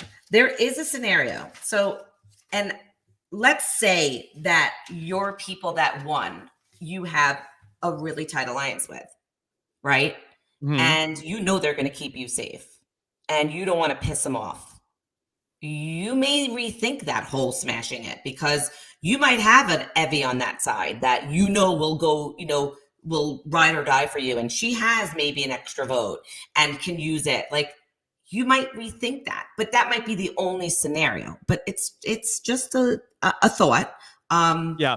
I do wonder, and I sort of like I crossed up in my head with this the other night, thinking it through. Like, what if you were safe, but like if you don't do it, you will go to tribal council with just those 6 people. You will be safe, but you'll go with them to the tribal council as opposed to reversing it.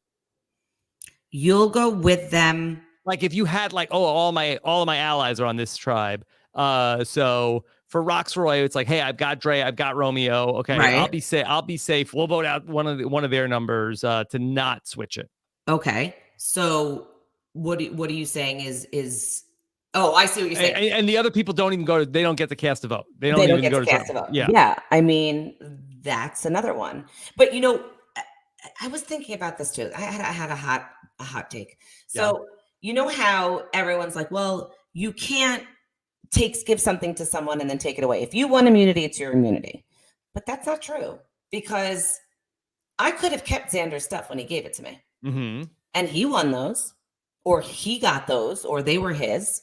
So it's possible if I was smart and would have kept something or both, then he loses what was really his to have. And that's legal. So how is it different if you do the hourglass thing?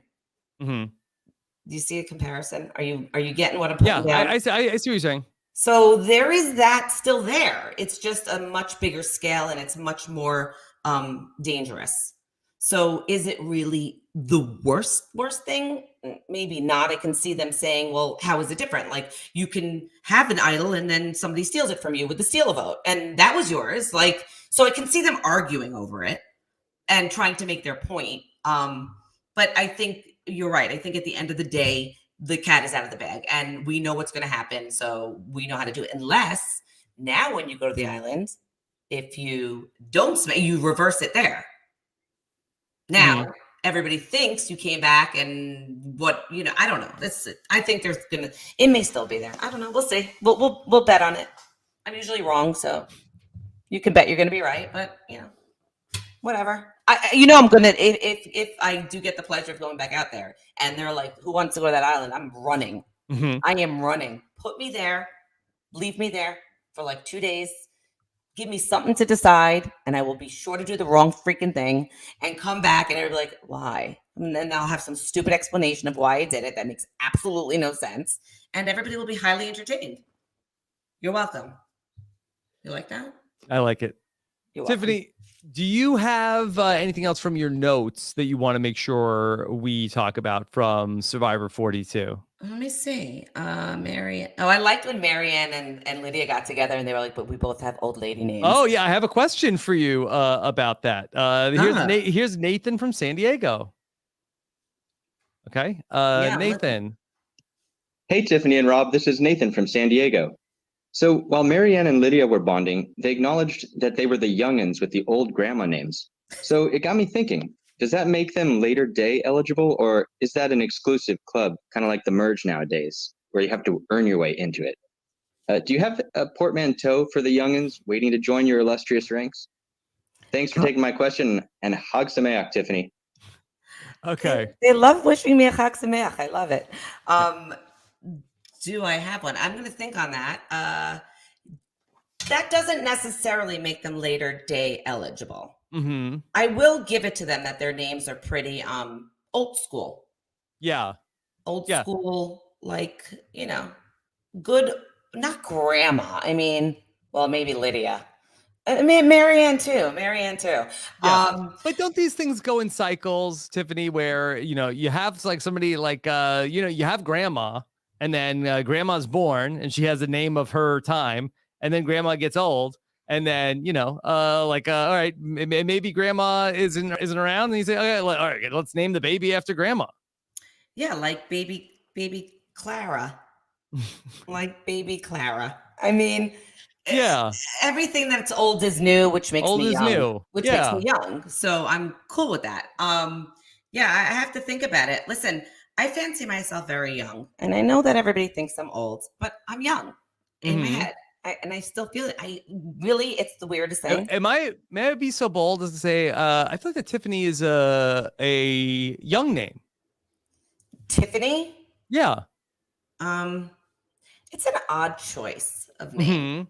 You know, I never liked my name. Isn't that terrible? No, it doesn't flow out of my mouth. It's always like when somebody says, "What's your name?" I'm like, Tiffany. It like feels weird. It's not like Lauren or like. Yeah. What do you go by? Do you tell people to call you by your last name? No, you mean my friends? Yeah. I'm Tiff. Yeah. Tiffany, Okay. like Tiff. Usually it's my niece calls me TT. I have that a lot. A lot of people still call me TT. All my friends now because that's just she couldn't say my name or whatever. But yeah, like Tiff. It's you can call me anything. I don't care. I don't really care. I don't like saying it. I feel like. And my middle name is so freaking horrible that it's like another level. Talk about an old lady name. My middle name is killer bad. Okay. Yeah. I won't ask you to share it. I'll share it. Elka. Elka. Could you die? Is that named after a relative? It's named after something you shoot in the woods. Yeah. Elka. Like, how do you look at a baby and hold it and it's cute? Maybe I wasn't cute. And they're like, oh, Tiffany Elka. I think I'm after Elsa or something like that which is that's hot. That's hot now for Frozen. Yeah. But I was born in Vienna, so there's a lot. You're born in Vienna. I was. Nobody knows that. Yes. How did that come to be? So my father's father had a textile company there. I have an uncle and my aunt who lived in Vienna. And my dad grew up in the Bronx, but his dad, he went to take over his business and I was born. So I was born in Vienna and German was my first language. Wow. And how many languages do you speak?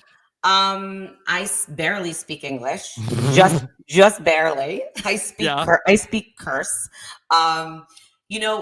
I understand a bit of Hebrew. I understand probably nothing in German because they used it. I lost it when I came here and when I was 5 or 4. And I didn't maintain it. You lose it. I wish I didn't. But I understand a lot of like Yiddish and, but I'm certainly not at all fluent in anything other than English. But I can get around Israel. I can understand a lot of it. I just can't speak it well. So a few. But yeah, I was born in Vienna. Weird. I know. Now, with season 41, you only had the shot in the dark come up once. Were you surprised that they shot in the dark was used so much in the pre-merge of season 42? Yeah, I mean, I wonder if we just didn't use it as much because once Sydney got herself voted out like that because she went dramatically, it wasn't like, I don't know, because she would have been safe if she didn't use it. So I think we got scared off and we just threw it out. And we were like, we're never going to do it. Like, no, like I said, if I would have been a normal human being the night I was going out, I would have freaking used it because I totally forgot I had it and nobody reminded me. Yeah. And I would have at least done it. But also I say it was still a little sketchy with the Heather thing. She might, and my actual vote might have counted. So I was a little nervous, but I think we got scared off with it because of that. It wasn't just that she wasn't safe. She actually got herself voted out by not having a vote.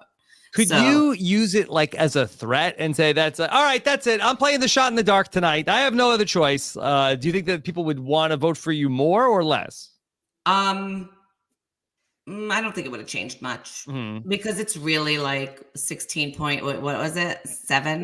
You were there. Ask Voce. Oh, please. I was like, what? I wasn't even thinking straight. I'm like, did he just do math? Like, ew, why would you do that? I'm voting you off. Yeah, how did you know that? I was like, oh, he's so smart. He's so smart. Hold on. My knees are falling apart because I've been sitting on them the whole that shows my age. Yeah, I don't know that it's a threat. But here's the thing. Yeah. I was wondering, could you collect them and use them every time? Like, could I have collected everybody's shot in the dark and then gone into the booth? I don't know. That's you got to ask one of the producers on the beach. I wouldn't think so. Why not? I don't know. You should be able to do it. It's like currency. Mm-hmm. Well, what are you giving people for their shot in the dark? Nothing. It's like, are you using that? Are you going to finish that? Are you using that shot in the dark? Yeah. My kids really like Survivor. So are you using that shot in the dark? Yeah. I like to bring that home. Yeah. My husband is your size. Can I have your shot in the dark? Right. Yeah. Well, I guess if it became a thing where if you had a bunch of them or stole it from somebody or whatever the hell you did, and people would, I don't know, make it useful. It's not useful. It's like, were you worried you would lose your shot in the dark ever? No, I didn't even. I put it in my bag and I never looked back. Do you still have it? No, because they made us give everything back. And I think I'm the only one that doesn't have it because I'm such a freaking rule follower. Yeah. I don't have my shot in the dark. Wow. It's so annoying that I don't have it. It was a really cool little thing. Yeah. It was a dice that you could roll? It was like a weird looking, like metal-y type heavier dice. I just, that aggravates me that I didn't use it because I think if I would have just remembered, but I didn't remember and I was too afraid and I don't know, whatever. I would play so differently in my head. We all would. I know. Then you go back out and you do the same stupid shit all over again. Exactly the same, right? But I have some social media links and stories from the week. I just want to make sure that, is there anything else from your extensive notes that we didn't hit? Okay, hold on. Omar. Because I love hearing your takeaways as somebody who went through the new era. You do. Okay, so here's another one. One of my takeaways also was that I think the edit is more even. Mm-hmm. I think that editing is a bit even. Like, I feel like I know everybody. And I don't know if it's editing or if it's less of the crawling up the mountains, that we're getting to know them much better than our season. I feel like, I think the biggest difference is, and one, maybe, they had a season to practice of, getting the new format down, but also in your season, because Luvu never went to a tribal council, it was like, we got to spend so much time with Uwa in your season. And then ultimately only Shannon and Ricard end up coming out of it. But we got to spend a lot of time with like JD and Brad and Jeannie. And so in this season, we just saw everybody go to at least a tribal council. Yeah, evenly. Yeah. So over 5 episodes, it was like 2, 2, and 1. So, and we at least spent like some time with each group. Yeah, that's true. And it just, it is coming off a little bit calmer. Like the whole thing is just coming off a little bit. I'm really looking forward to seeing every episode. And I think that says a lot because I was just there. So you would think that there's like that bit of like, oh God, but it's not. I'm like really excited to watch them and see it's fun. It's so much fun to watch it. What else can I say? Hold on. Let me see if I have anything. Switching, but eating. Oh, I was talking. Okay. Yeah. Bonding. I wrote down about the switching players to go out to exile. One of them is like, you're weighing, should I go like stay here or eat and bond with the majority? And it's kind of like that's a hard one to weigh out. And that's the other side of it. Like if you're leaving, as much as I would go, that would be my big thing. Like, do I go and take one for the team and be that person? Or do I stay here and continue to bond with everybody over food? And, you break bread with people. It's a whole new game. Yeah, you're so excited to see everybody also that, you've been like, there's a bunch of people that you've like been seeing in quarantine for weeks now. And now you're a couple weeks into the game on top of that. Yeah. It's, I don't know. It's just something I was thinking about. I think my personality is to take one for the team always. And I think I would have probably gone. That was just really one of the things I wrote down for myself. I don't know why. And then I was writing down because I'm me. And then I was writing down some of the characters that I see like a big similarity to. Like High is like Ricard, right? Are you getting that? I could see that. I mean, I think they're both like very, strategically minded. Yeah, I got that from this. Holding all advantages until merge. I don't know why I wrote that. They're holding all their advantages. I really want to see like strategic advantage play. Like I'm looking to see what all of these amulets and all these things do, because I feel like in our season, besides the one move, they didn't do much with it. Like, and that's kind of the fun of it. Like that kind of strategy I love. And it's, I feel like we didn't get much from our season, and I'm wondering if that's going to happen again this season, or if they're going to be a little bit savvier with some of their advantages, take more risks. I guess. I wonder if they're all just going to come out in one episode. Yeah. Like, are they going to all just use it as a steal, or are they going to, use it on themselves? And it's just how would you have played the advantage amulet? Oh God, I don't know. I think I really love the steal a vote. And I think it's because you hold so much power with that steal a vote thing. I feel like maybe because we used it in our season, and we used our power against it in our season. And I know how much you can gain from that steal a vote. It can really flip a game over. So like, that's super fun, but it's hard when you have immunity in there. It's like, I mean, how do you not keep an immunity idol in your pocket? I don't know, but depending, like if you need to throw someone under the bus, then you throw them under the bus, right? And that'll help your game. Do you work together? Do you not work together? It depends on the people. My season, I would have been, it was all like, we're going to get you out. We're going to steal this from you. Like it was a lot of that, but there were clear lines in the sand in our season. This one's a little more. Unclear. It's unclear. Did you relate at all to back in season 41 at the merge? You were holding Xander's idol. Evie wanted you to play the advantage, play the idol to save Evie. Xander is like, don't do it. You said, hey, look, it's not my call. I don't have a say here. I can't do it. Similarly, we saw Chanel and Mike at a tribal council where they had no vote. And Daniel said, hey, I need some input here. And both of them kind of said, like, we'd like to, but we don't have votes. I'm sorry. We can't weigh in on that. Is that similar in your mind at all? Well, it is. But then you look at Omar, who had no vote, who was running around campaigning for people, and it worked. So it's like, how much, does that really hold now that you see that? But for me, I was banking on Evie being safe, because if I really thought she was going, I would have played it. But it was a bad move not to save her, because she would have been out, and that would have been on me. But it's no different than me now being thrown away to the wayside by Xander. Like, it wouldn't have hurt me to use it on her, except if I knew Xander was going to like throw me away right after that. Because my thought was, it's this guy. I mean, we're good. We're tight. He's a number. I mean, he's somebody that's like, did you just walk into my camera in your non-clothing? My son just ready walked to go by on Survivor. Yeah. My son just walked by with no shirt. So I think the reason I did it was because I was so fearful that if she was being voted out at that moment, but I was hoping she wasn't, and I really thought she wasn't, but I didn't do the numbers right.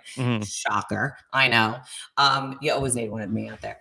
But I really thought that it would really hurt my relationship with Xander.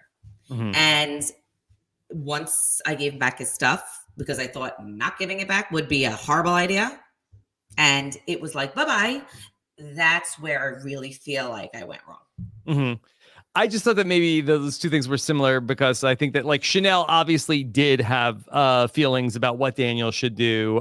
Probably Mike did also, but sort of like played it off as like, oh, it's not my call. I really like, you don't feel like you have a say when you have nothing to give. Like, what are you giving? Your opinion? That's just going to get you in trouble. Like, what are they doing? But yeah, I mean, it is similar, because you're in a position like it's hard to use something that's not yours for benefit of somebody else. Like, that's very difficult to do. It takes, I don't know, I'm too nice. It's a problem. But I think they were smart not to offer anything. I wouldn't have. Yeah. Would you have? Like, I think, in talking it through with Daniel, I think that he was like hoping that one of them would say like, hey, Yeah, Daniel has a good point. I do not want to go to Rocks. They're like, okay, well, if we don't want to go to Rocks, I guess we got to vote out Jenny. Whereas they sort of were like, hey, you two figured this out. This doesn't involve us. Yeah, I mean, but you go to Rocks and that's dangerous. So it's like once somebody says, I'll go to Rocks, I mean, that's a threat and it worked pretty much. Yeah. Right. So you're like, oh shit, we don't want to go to Rocks. We're just gonna sit here and not say anything because we don't want to be in trouble. It can switch in a second. But I'm still, the other thing that sticks with me, just to point of interest, how do you feel about being able to talk at Tribal? Like with live Tribal? Yeah. I don't like it when they get up out of the chairs, but I do like sort of like where we've sort of, because I just feel like that the Jeff's questions are so pointless. And I just feel like that nothing about, like, I don't know why it's such a long segment of the show. And if I came on to be part of the production team, I think I would say, I think we could shorten this because it's really like we're nothing of note. Like I'm a viewer. I don't even know. Are people lying? It's just like fluff. And like I would keep it short. At least like if people are like talking about changing things up, or somebody's like, hey, that like you vote for this person, you vote for this person, and I could see this all play out. I think that's interesting. Right. So that's how I feel about it. I feel like if it was just like, we're gonna vote, do you guys have anything to talk about right now? Right. And then let them go at it. Last chance. Anything to talk about, or air it out now, instead of like all these questions like that are kind of making cagey and analogies. I can't stand it. It's Jeff. It's a little bit like a cloudy day today, and it might rain. And if it does, you hope you have an umbrella. And if not, then you're going to get poured on. Like it's maybe that's why he's sort of like telling you a little bit about himself. He's losing that edge to like ask them these annoying questions that we get asked anyway at sitting on when we go to confessional. We're already answering most of them. And I guess it's to tell the story of some like sort of. We just watched the show. We know the story. Right. Yeah. We just watched. Maybe this is a recap for you. Yes. Not for us. Right. We were there. We were there. We know what's happening. Like, oh, great. Hey, and I'm not Tiffany. talking about as a survivor, as a viewer. I just watched 50 minutes. I know. And then, you're saying to everybody knows that Tiffany's, in trouble a little bit. And then, like, Tiffany, do you feel like you're in trouble tonight? Yeah. Do you? Tiffany, is the person who goes home tonight going to be surprised? Yeah. And they're going to be pissed and also hungry. Okay. So, I like your idea of like, all right, anything before we go, you're about to go in there. You're about to vote somebody out of this game tonight. Does anybody have something they need to say right now? Forever hold your peace. Or forever hold your peace. Otherwise, we're going to vote and one of you is gone. And I think it's less like, I don't know, it's annoying sometimes to watch it. I'm like, oh God, all right, what are we doing here? Like, and then everybody stands up and talks, and I don't know what the point of it is, really, 100%. I feel like if you can cut some of that, you can give us some more camp life. People rather see that, in my opinion. I'd rather see funny camp stuff and conversations that maybe we wouldn't hear. But I think it's like a control thing. Like maybe he needs to control the chaos. Well, it used to be like when the show started, it was a little bit about, all right, let's talk about the issues of the tribe. It was a tribal council. Like who's fishing, who's not doing enough work. Like I think that Tiffany is finding all the crabs, but Rob doesn't do anything. Like right. And you sort of like had like a house meeting. But it's just become like, and it's so long. If you go back and watch an old episode, it's like 2 questions, boom, boom. All right, we vote. It was so much better.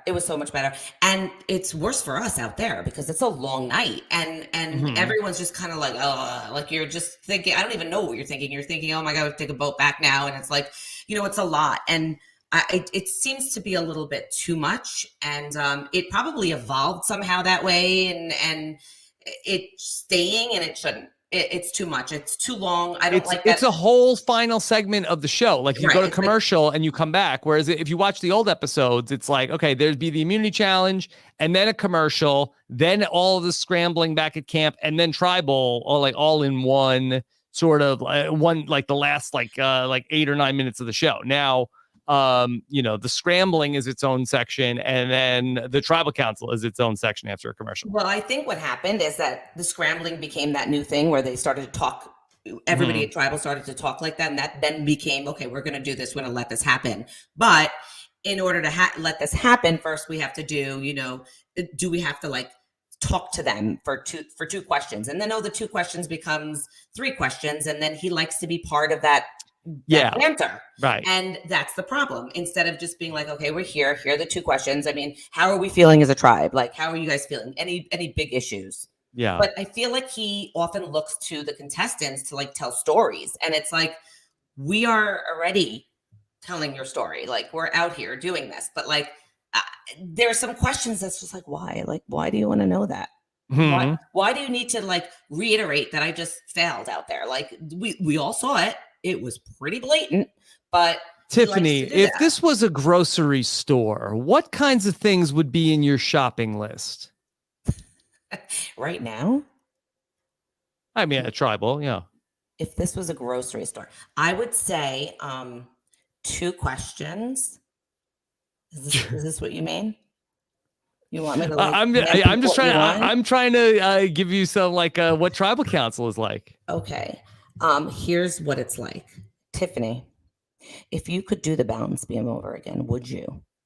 Jeff? Of course I would. Tiffany, do you think it hurt you out there for the rest of the Jeff? Yes, I think it hurt me. I mean, I think it hurt me. And also the fact that this is a very social game is so wonderful because I have a really good social game. And now that I just blew up my social game by telling everybody that sitting here, they're going to vote me off. Thank you. I wasn't even being looked at tonight. So yeah, I think he looks to do that whole pit, make you think about something you're not thinking about. So you feel like that maybe is Jeff's job here. He's trying to he's gonna keep poking at the dam and hoping that where can I sort of needle to get everybody to actually get to the point where, hey, does anybody have something they need to say? Just say it. Right. Or if you're going to do that, then help me out a little bit. So for instance, before they were going to vote me out, he should have said, okay, this is the final thing. Are you sure you want to vote the way you're going? Because, Erica and Heather over there, they're pretty tight. You might want to take out Heather. It doesn't work to many people's benefits when he does that. It's just kind of poking the bear and instigating. And, we're all used to seeing him doing it. I almost don't even listen to the questions anymore. And I'm just let's get to the vote. Right. Right. And I didn't, some of the fights are not even fight, but what's Drea and Marianne, was it or Chanel and Marianne had a conversation? I was tuned out. Yeah. Yeah, they couldn't agree about what the theme of the vote was. I mean, is this school? Do you want an essential question on the board with our learning objectives? Yeah, I can do that. Okay. But not into it. I'm with you. Chanel, come stand in front of the class and give us a book report of the what's going on in this tribal council right now. I could do it, but I mean, it's unnecessary. But for whatever reason, it's there, just like the hourglass. Okay. All right. Tiffany, let's bring in, we always like to talk about what the survivors are saying on social media. What are they saying about the episode this week? And of course, we have to check in with Lydia, who had a great response to all of her supporters that she said this week. In all seriousness, your support has meant the absolute world to me. Y'all are so effing funny and have made this viewing experience a blast. I love you, my chlamydianators. Keep shaking your hashtag BFJAs and 3 hearts. What do we want to know? I'm just saying that she has support. She loves the support. Yes. She's saying that. You know who surprised me with some of their Swati. Yes, Swathi. Yes. Swathi. Her Twitter was so not who I thought she was. Did you get that? Okay. Yes. What did you not expect? The cursing and there was this harshness to her that I didn't get at all from the edit. And it was wait a minute, that's interesting. Yeah. Right. Yeah. I mean, look, this cast is wild on Twitter. I mean, yeah. Oh, that's the other thing. There's a lot of action from them on Twitter. I feel like we weren't allowed, or we were afraid. You could speak to that more than I can. Yeah, it was frowned upon. They said, hey, like, let's chill out on the Twitter. Again, because they like the 42 cast better. They're like, but, go for it. Tiffany, you're a mom. Would you say that you probably had more rules with your first child than you did with the second? You're talking to the wrong mom. Because I know with my son, I feel like that with like, all right, hey, my first son Dominic, you are only watching Baby Einstein. We are doing organic, and then our second kid, we're like, oh, whatever. It's the old, my Nunu dropped on the floor, and you're boiling it, and the second one it drops in the dirt, and you're like sticking it back in their mouth. I don't care. During pandemic, right? Yeah, that's kind of. I think we're always a little bit harder on the first, and that could be what's happening here. And I think, you weren't the first, but you were the first in a while.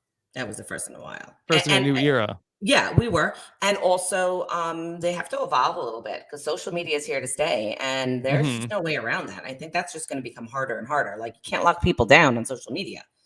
So I think. Yeah, and people want to interact with us. They do. They want to interact with the fans. It's fun for them. And it's fun for us. I think it makes our viewing easier, on us. It's good for us personally. But yeah, they're definitely doing more than we did for most of us. There were some of us that crossed the line. Okay. Let me bring in one of your season 41 cast members, Nasir. But this actually comes courtesy of Nasir's wife, Diana, who has been keeping us abreast of Nasir's thoughts on many things this season. I'm very excited. We're going to hear from Nasir on the podcast next week. And that Diana tweeted a back and forth exchange she had with Nasir, who Nasir said, I like Lydia Chlamydia. I hope she doesn't go home. She says he pronounced it Kalmida. And Diana said, wait, so you think that's her last name? And Nasir said, yes, that's what her Twitter says. Diana had to explain that that's her. This is her real last name, Lydia Meredith. Thank you for bringing me so much joy. Yes. Oh my God, hysterical. It is. Listen, it's funny because her delivery is hysterical. Yes. There's so many ways to say it. Like, oh my God, Nasir didn't. Her delivery is just really funny, and I can so see Nasir. He's just so smiley. So he's probably like, "Yeah, it's chlamydia." Like, yeah, that's right. And I actually butchered her response with that she said, "Yes." That is her real last name. Yes, that's what she said. And then the next line is Lydia Meredith. Thank you for bringing me so much joy. Yeah. Right. Yes. She let him think that because sometimes it's just easier. I mean, there is so much with him. It's just fun. It's just fun to listen to him and how happy when he talks. Everything is happy. So like you could be like, yes, I just threw up in the bathroom, but it was and then I flushed it. It's like, what are you so happy about? But I appreciate that. Yeah, I love listening to that. But yeah, who I'm surprised we're not. Where's Tori? She's not on social media, really, right? I think she might be, but I'm not sure she's super active about Survivor. Yeah. Torrid, yeah. What's the story? What's the story? What's the story? Just asking. So Mike, that he's been very active this season. He's very funny on social media. That he tweeted out, "I do love me some Applebee's," with a clip from the episode. Come on, baby. Want to know what you're playing for? Yes. It's good. It's big. It's Applebee's.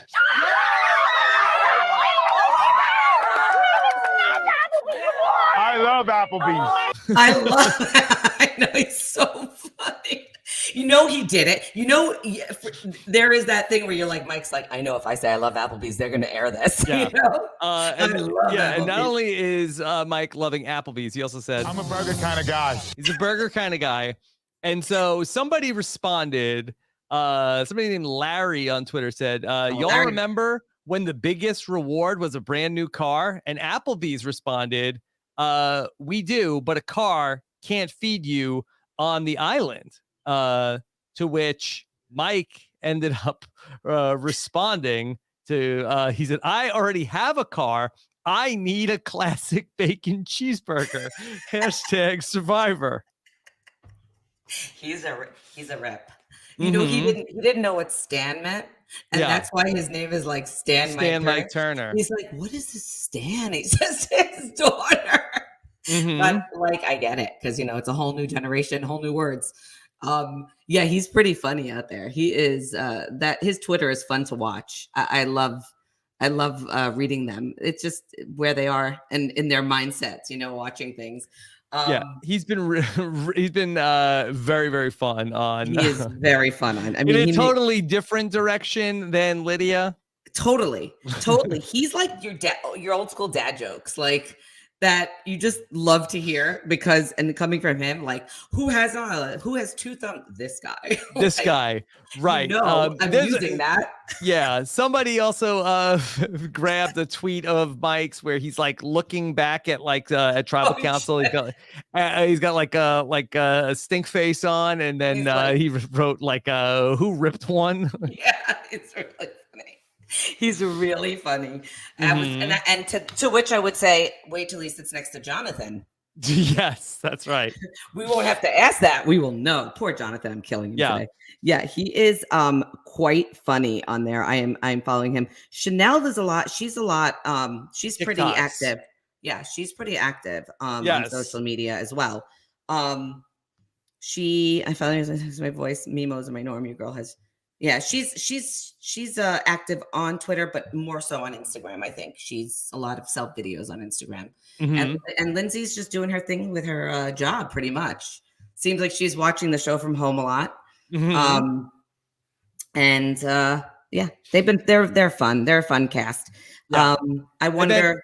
Go ahead. I was going to also bring in that High was in the middle of some discussion with his followers this week.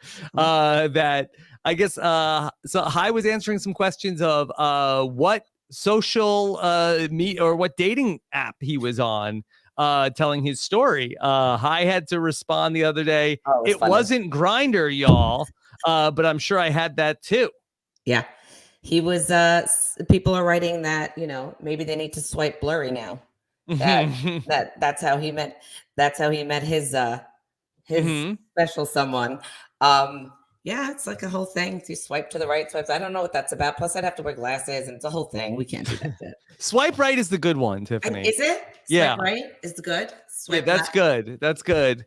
Good. And then left is bad. How much fun! It's like going to the mall. Like where was this when we were? I don't know. And I can tell you.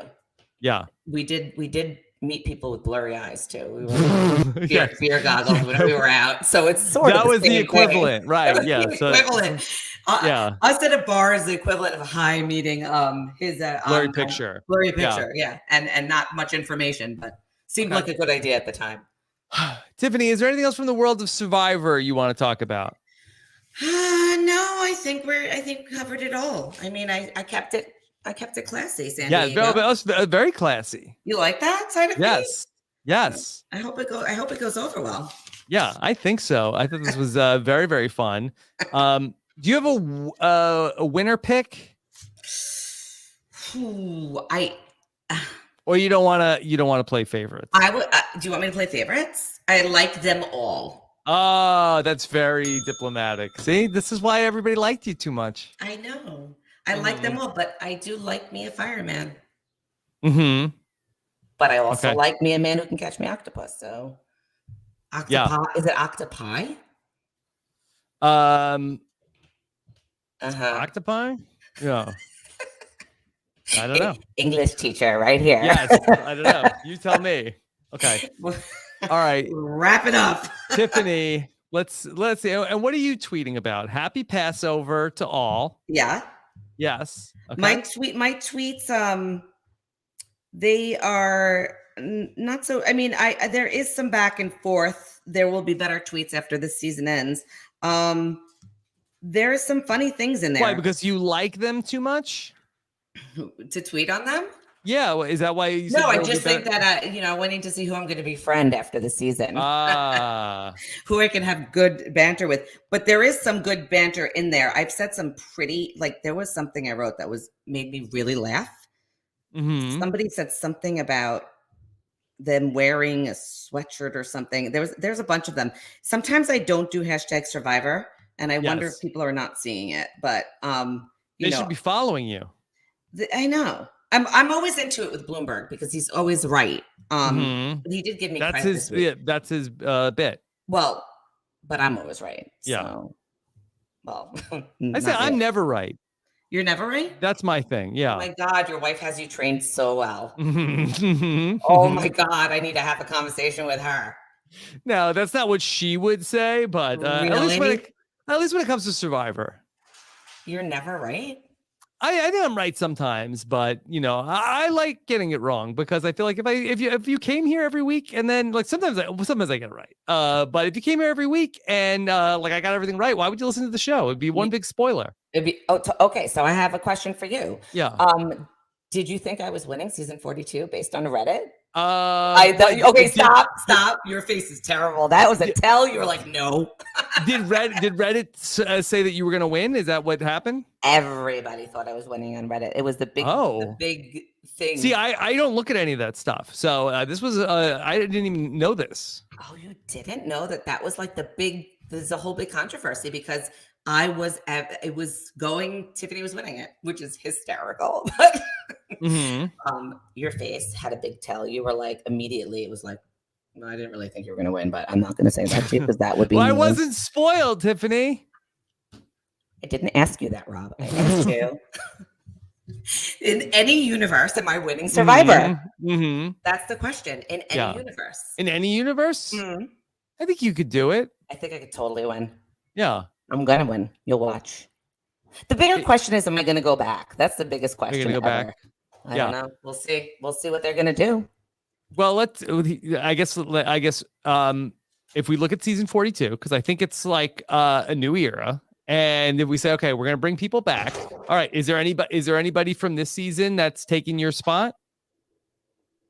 What spot is that? Old?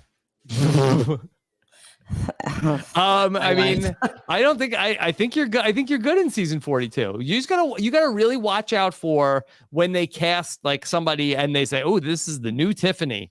And then they come on and then they're people oh, I love this person. And then you become the old them instead of they're the new you. Oh, no. Yeah.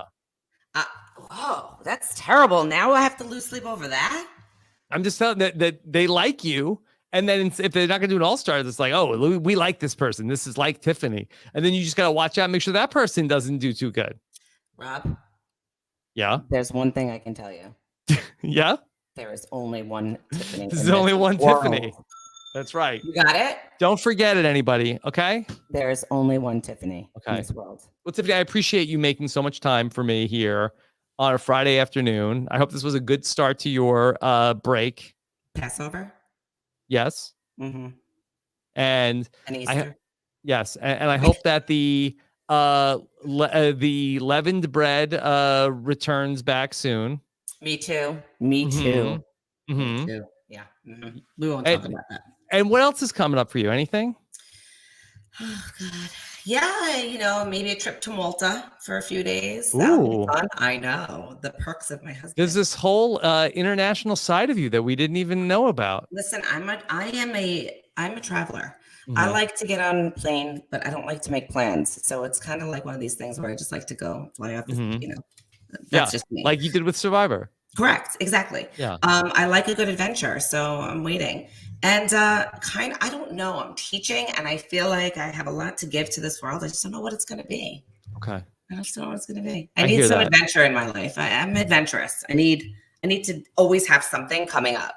Yeah. Okay. So when you figure it out, let me know. Well, we're going to be in New York to do the live show in a couple of weeks. That's right. That is going to be so fun. Do you think that you're going to make it? I'm going to be there. Okay. I don't say I'm not. I never say I'm not. I'm going to be somewhere and not be there. Never. Okay. All right. Well, now I'm even more excited. Oh my God, I will be there. What should I wear?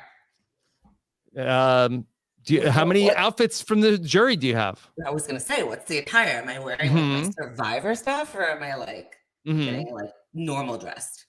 Yeah, that's the question. You'll let me know. I mean, you decide that. I mean, whatever. Yeah, whatever you're comfortable in. Well, I don't know. Is it like a fun drinking bar event, or is it like? Well, there won't be drinking like during the live show, but there'll be afterwards. I'm sure we'll go end up someplace where there's drinking. Okay, so then it's like a go out thing. I'll be dressed appropriately. Yes. Okay. Okay, good. All right. This is gonna be fun. Tiffany, this was incredible. Thank you for making time to do this. Of course. Hope we can do it again soon. Every season. You can have it anytime. I will never say no. Okay. All right. Fair, right? Thank you so much, everybody, for joining us. For the patrons, we got another podcast coming this weekend. Gia Worthy is going to join us for the Survivor Academy, where we're talking about what are the lessons that the future players can take away from this week's episode of Survivor. That's at robswebsite.com/patron. Happy Passover. Happy Easter to everybody out there who's celebrating. Take care, everybody. Have a good one. Bye.